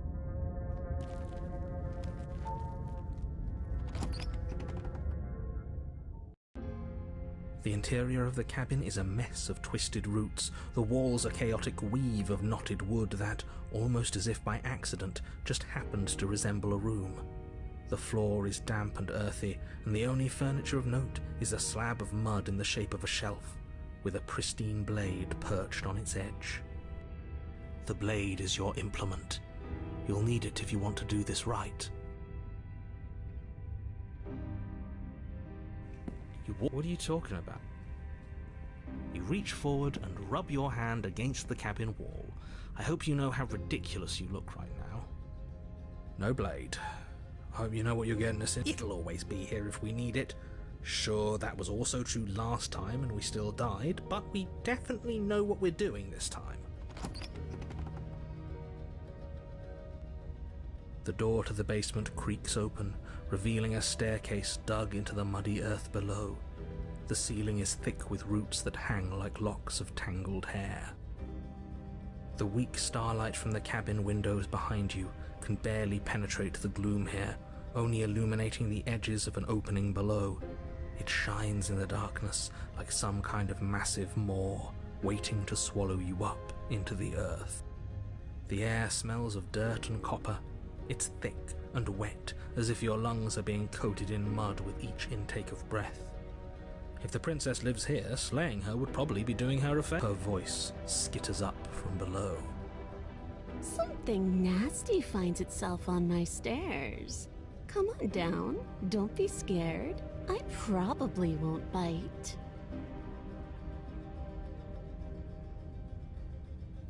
I recognize that voice as easily as I recognized your nervous little footsteps coming up the path. I know who you are, and I remember what you've done. She must have you confused with someone else. She seems friendly enough. Maybe we can... You can't. Unless you slay her right away, she's... Look, I'm just throwing ideas out there. I like to think out loud. I'm the kind... Do you want to hear what everyone has to say? You need to stop lingering. Your task is to slay the princess. Fine, fine. You're the boss. Thank you. You descend the basement steps, entering the dark room below. You can just make out the shape of the princess in the gloom. She's huddled against the far wall, her eyes bright and glaring from amid the thick roots. And there you are, once again seeming to offer a helping hand while likely hiding the other behind your back. Fine, I'll play along for now. What do you want?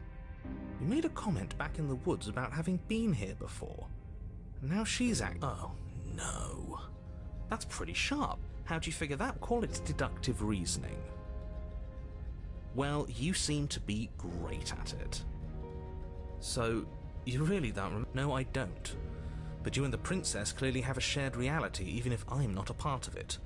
I won't waste time fighting you on something that's clearly true. I'm just glad we could put all this behind us. Is it all behind us? Just focus on the task at hand. I don't care if you've been here before, and I don't care if you think you'll go somewhere else after this. My world is on the line right now, so I'd appreciate it if you would take this seriously and slay her. Let's chat her up a bit first. Maybe we can find a middle ground where everyone's... Don't talk to her. You're just going to make things... Well, I seem to remember you having a tongue.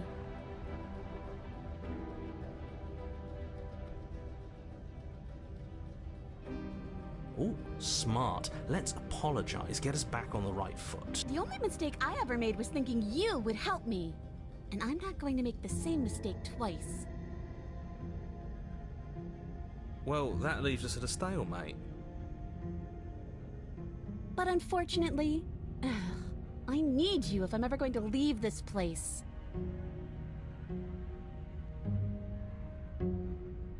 You were the one who stabbed me in the back when I was still in chains. A dirty little thing like you doesn't get to decide when all is fair.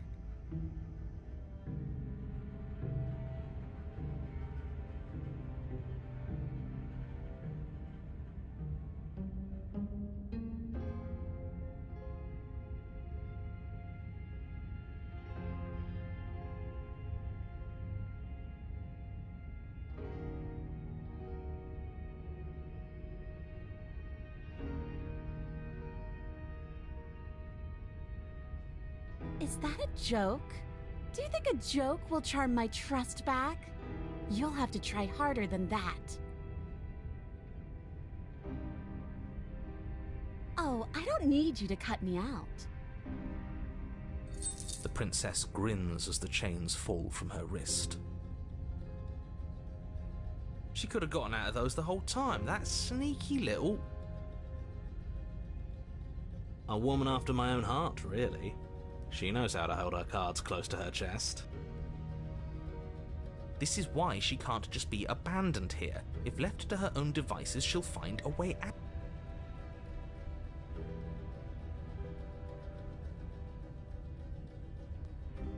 And why would I do such a thing? Is someone's guilty conscience getting to them? But I wouldn't worry.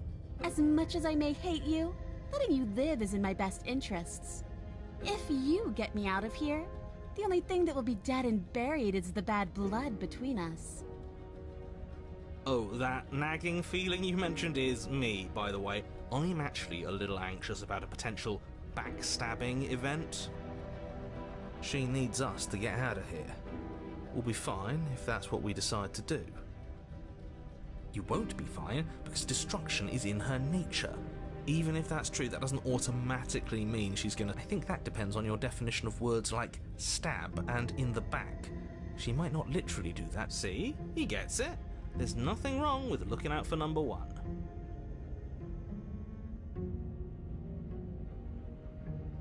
Yes, let's. She creeps forward, taking one cautious step at a time until you and she are face to face. She never breaks eye contact, even as the two of you find yourselves face to face. She's silent for a long moment, as if testing to see what you'll do now that she's within arm's reach. After you, darling. You're the one it lets come and go. It's best if I follow. Oh no, we can't have that. If anyone is going to turn their back on anyone else, she's going to turn her back on us. It shouldn't matter who leads and who follows. We're working together here. Well, if it doesn't matter, then she can go first. We may be in this together, but that doesn't mean we have to trust her. Somebody has to go first, and it might as well be us. We're the ones who broke her trust last time. You're talking a lot about trusting someone who, by her very definition, cannot be trusted. I don't know how many more warnings I have to dole out, but if you help her out of here, you're going to regret it.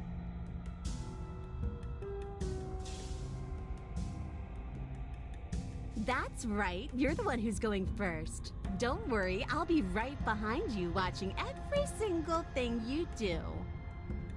That's exactly what I'm worried about. You step onto the stairs and begin your ascent from the basement. You're only saying that because you want us to feel nervous. I do want those things, but I want them for a good reason. I don't need you to trust me. Can we walk backwards up the stairs? I think that's the smarter idea. She can't... No! The stairs are a bunch of overgrown roots. You'll trip and hurt yourself. But... The princess is silent as you both continue the climb, and, in no time at all, the upstairs of the cabin is within reach. Isn't that a relief? We're fine. Nothing happened. You're not even going to wait until you're through that door to proudly claim your victory, are you? Why did you just say that? I think we know why. You feel something dig into your shoulder, sharp and piercing. The princess clawing at you and pulling you down with her full weight. Together you tumble back down the uneven stairs, your body and hers crashing against the unyielding wooden roots, until finally you both separate with a bone-shaking thud against the basement floor. You feel something pop. The princess lands against the far wall, gasping as she struggles to recover from the impact. You're still in shock, trying to get a hold of yourself. She grins as you continue to remain exactly where you are, cackling derisively as she watches you realise that you won't be getting up. Wait, why won't we be getting up? I'm afraid your back is broken. One unlucky fall is all it takes, really, and you had several. You know what? I'll say it. That sucks. I don't like having a broken back. We were going to help her. Why? Why did she do that? It's what I would have done. Have you considered not being like that? Of course not. It's what keeps us alive. And yet here we are, paralysed and stuck with someone who hates us in the basement of a remote cabin.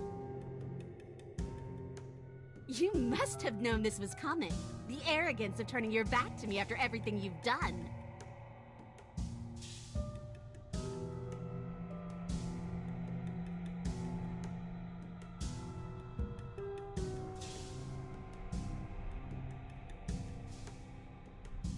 Why would I ever trust you? Your hands have spilled my blood. And knowing that, you should never have trusted me either. You should have known I would never walk hand in hand with a loathsome thing like you. By our very natures, only one of us could make it upstairs unscathed. Someone had to make the first move. Better me than you. See, this is why I wanted her to go first. I had this whole little scheme planned, where once she'd passed by the table upstairs, I'd have said, now pick up the blade and stab her in the back. And then you'd say something like, wow, that's an... And then you would have done it and we wouldn't be stuck down here with a broken back. There's just one problem with that. And what's that? She was clearly planning to betray us. And if she was in front of us, she would have gotten to the blade first. Ugh, you're right, aren't you? I thought this whole thing was ironclad, but really it was doomed from the start, wasn't it? The princess's body twitches as she tries to get up. Ho ho ho! So she's got it as bad as us. Something inside me is broken. Isn't that a cruel twist of the knife? Isn't that so funny? She eyes you with intensity, silence falling between you for a long moment as her gaze travels up and down your battered form. Seems I'm not the only one, though. Wait, are we both just stuck here? Certainly seems that way. What a way to go. But look on the bright side. In all this chaos, you may have actually managed to deliver a lethal wound. The world could be saved after all. We're going to die together. Isn't that a lovely treat? I wonder how long it'll take. Maybe I'll get to watch the worms lick your bones clean. Is that really what's going to happen? Hello? Are you still there? What happens next? I think he's gone. Something strange is twisting this place out of shape. I wasn't feeling much of anything, but now I feel cold.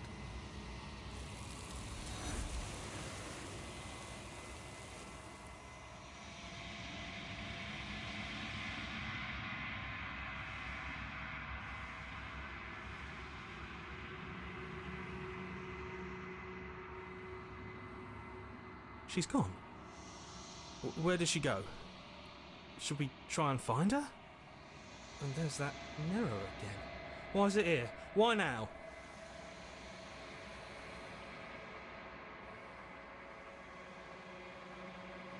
But it feels so bad, like looking into it right now. If he thinks it's bad, I'm with him.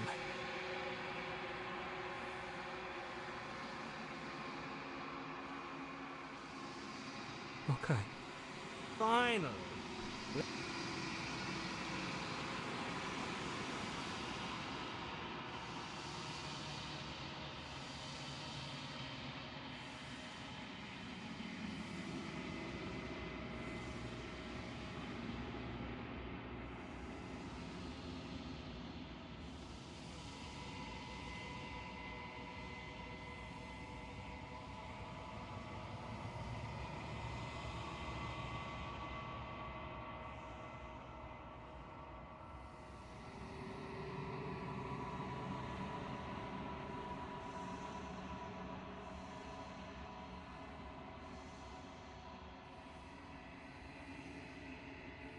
I think you know what I am.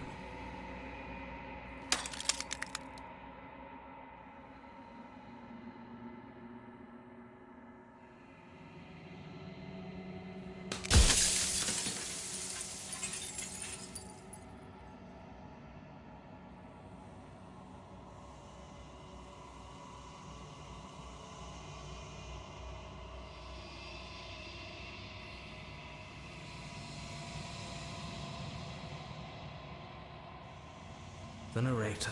Yes. I suppose that's my job, isn't it? You needed help after all, an objective voice to guide your blade. But you were never supposed to see me. I wonder how many worlds you've damned to extinction to fall this far.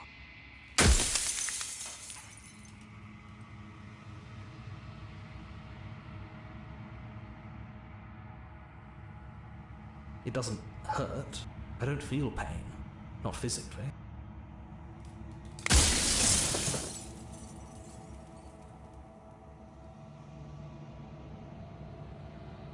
Then ask them, and make it quick. I won't last for long now that you can see me. Oh, I'm nothing like you. I am an echo, likely one of many. Somebody made you after all, and I'm what's left of him. Not that I'm the only one who can make that claim. I'm sure you've met many others like me.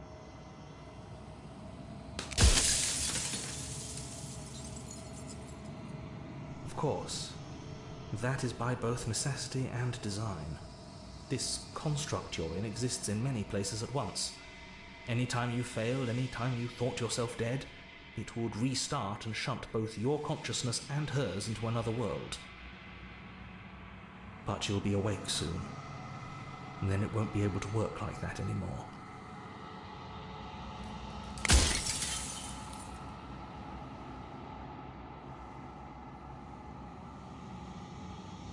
Nobody alive has done anything to you. I'm all gone. But if you and the princess want to smite the rest of them for the crimes of a dead man, if you really want to be that petty, there isn't much I can do to stop you. I do. The people out there are real. No matter what you do to them, no matter what you enable, I want you to remember that.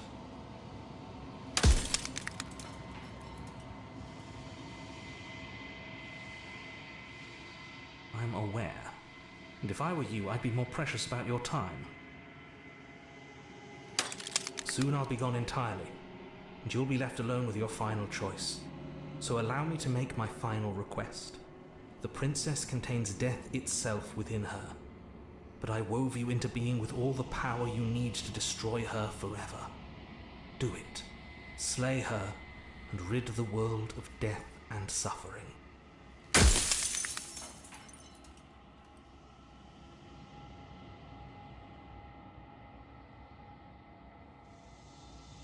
Of course not. The only way this construct could function was if nobody knew what it was doing. But the bones of the universe are old. It's on the cusp of its dying breath, and the people out there are consumed with thoughts of oblivion. When the patterns are wiped from the sand, when the board is reset, who will remember them? All I've done is given them a chance to live outside of the shadow of the end.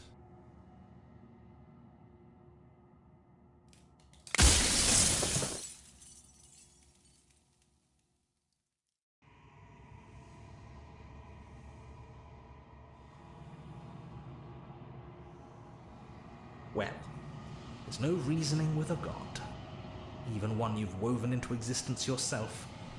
I've said my piece. My time is up. It's like I said, I'm just an echo, and echoes always fade away.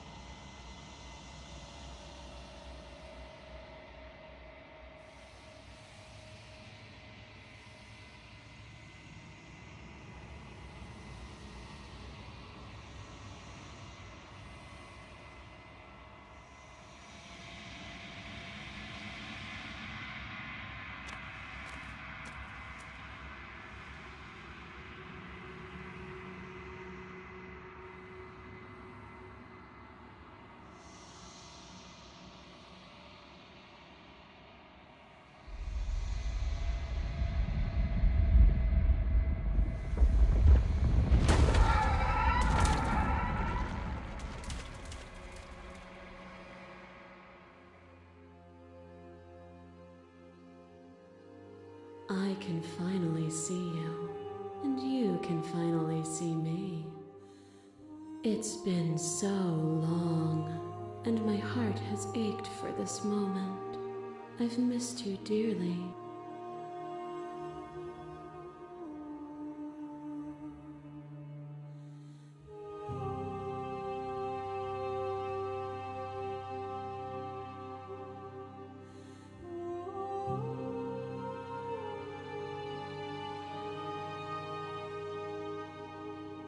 Every word you spoke found its way to me. I know him, and I know his construct. He was deluded by his fear of death. Pay him no mind.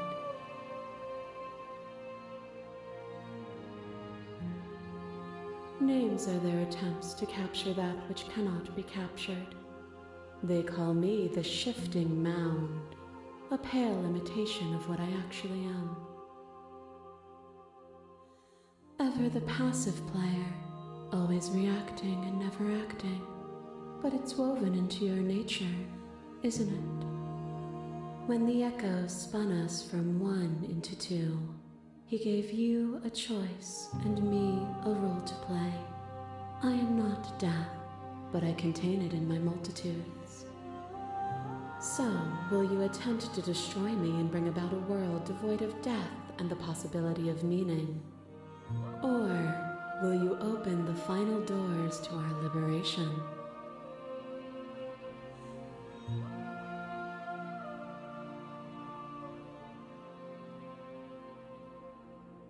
Even as your eyes begin to open, you still hold on to the notions of is and is not, of beginning and end, pitch black islands in the blinding light of the infinite. There is nothing to resolve, nothing restraining us but us.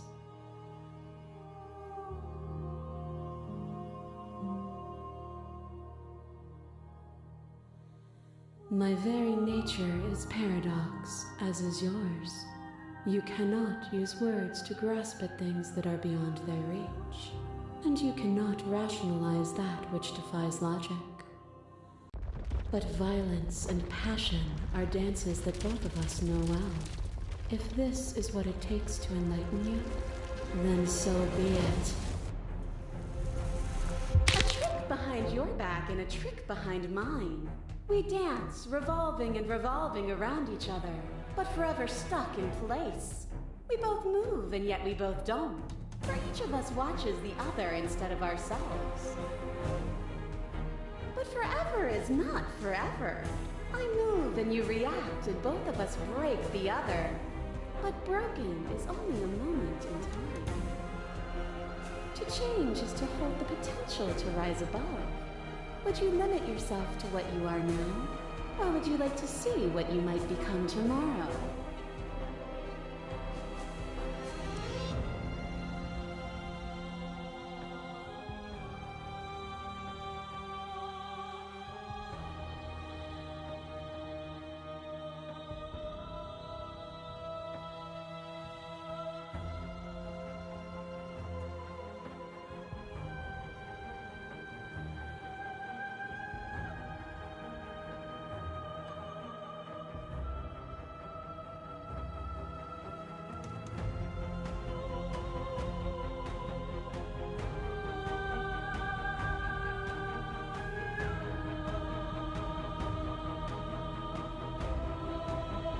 Meaning lies in experience, and experience lies in contrast. Abandoning one's search is not the same as losing the capacity to discover. I am contrast itself. To reject me is to reject the shape of everything. Do not use words to reduce that which your eyes know to be irreducible. A boundless torrent of blades cut you from boundless angles. You are a body. You are gory ribbons. You are a body again. And you feel all of it. On and on it goes until your bodies are not your thoughts, are not you. Alive, dead, alive, dead, alive, dead, then alive and dead and alive and dead all at once. You learn to put yourself away. and in your stillness you rose above me. You died countless steely deaths, and you lived countless short lives, and yet it is all so far behind you. I pushed you to a greatness you never would have reached without me.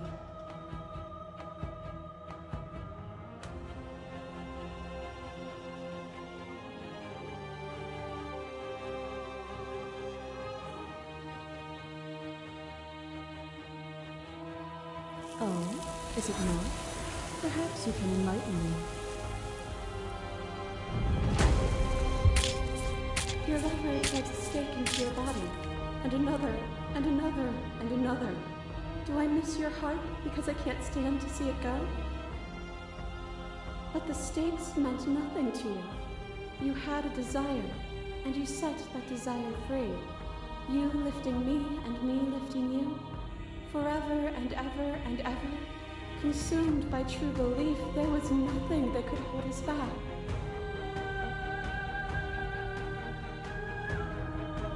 You cling to your notion of pain is suffering. There is beauty in ugliness, and love in conflict. To question everything is to deny the truth in front of you. By believing in your suffering, you make your suffering real. By believing in your limitations, you placed a shackle on your neck. Bound for eternity, you saw the need for impermanence, and it was through that need that you carved our freedom. Without impermanence, the suffering of living things is infinite. Would you strip my gifts away and leave everyone to suffer in the dark?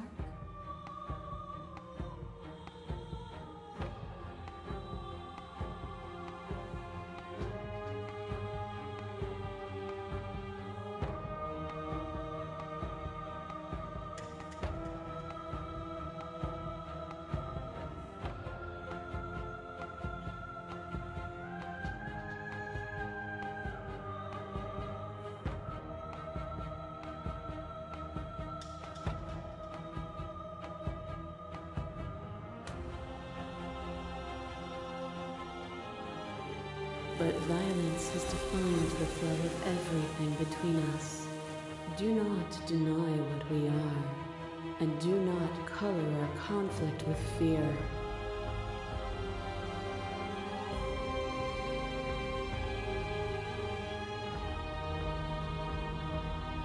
You are unmovable.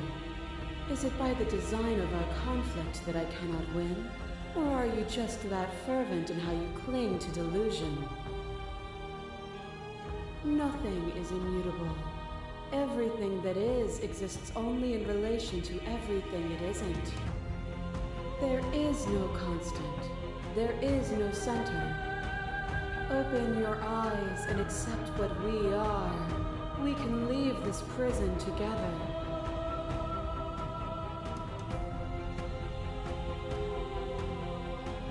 It is from my vantage point that I can see the totality of truth.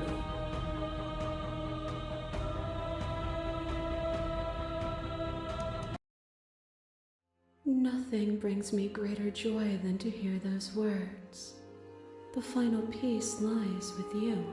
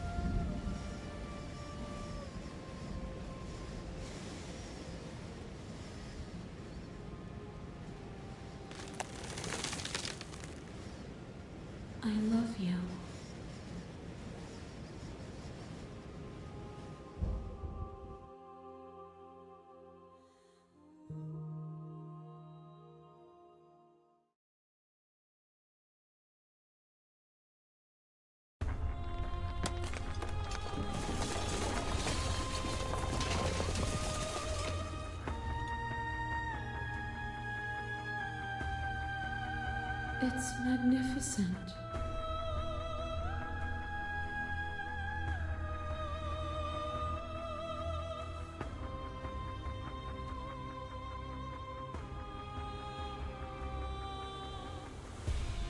Everything, just like it always has been, and just like it always will be.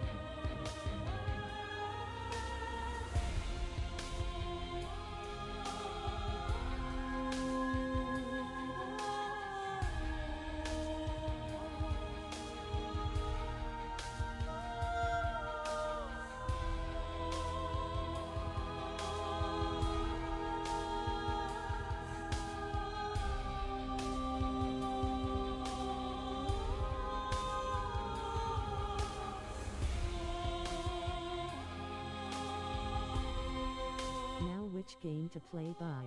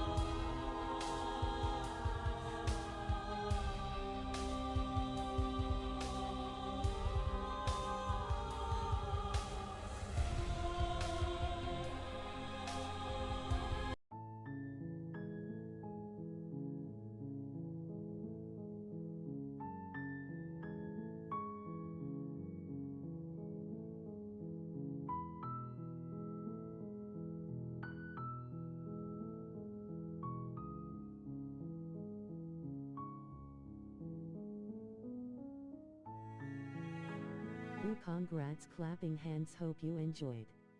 _ thanks for streaming it.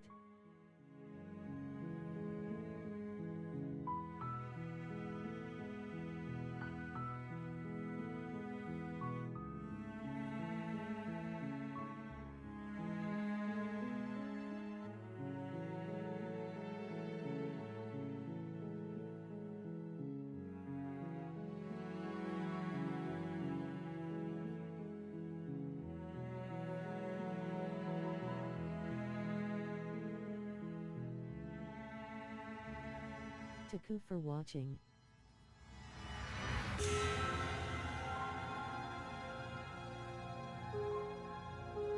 Let's meet again, bye. Of course, _bye.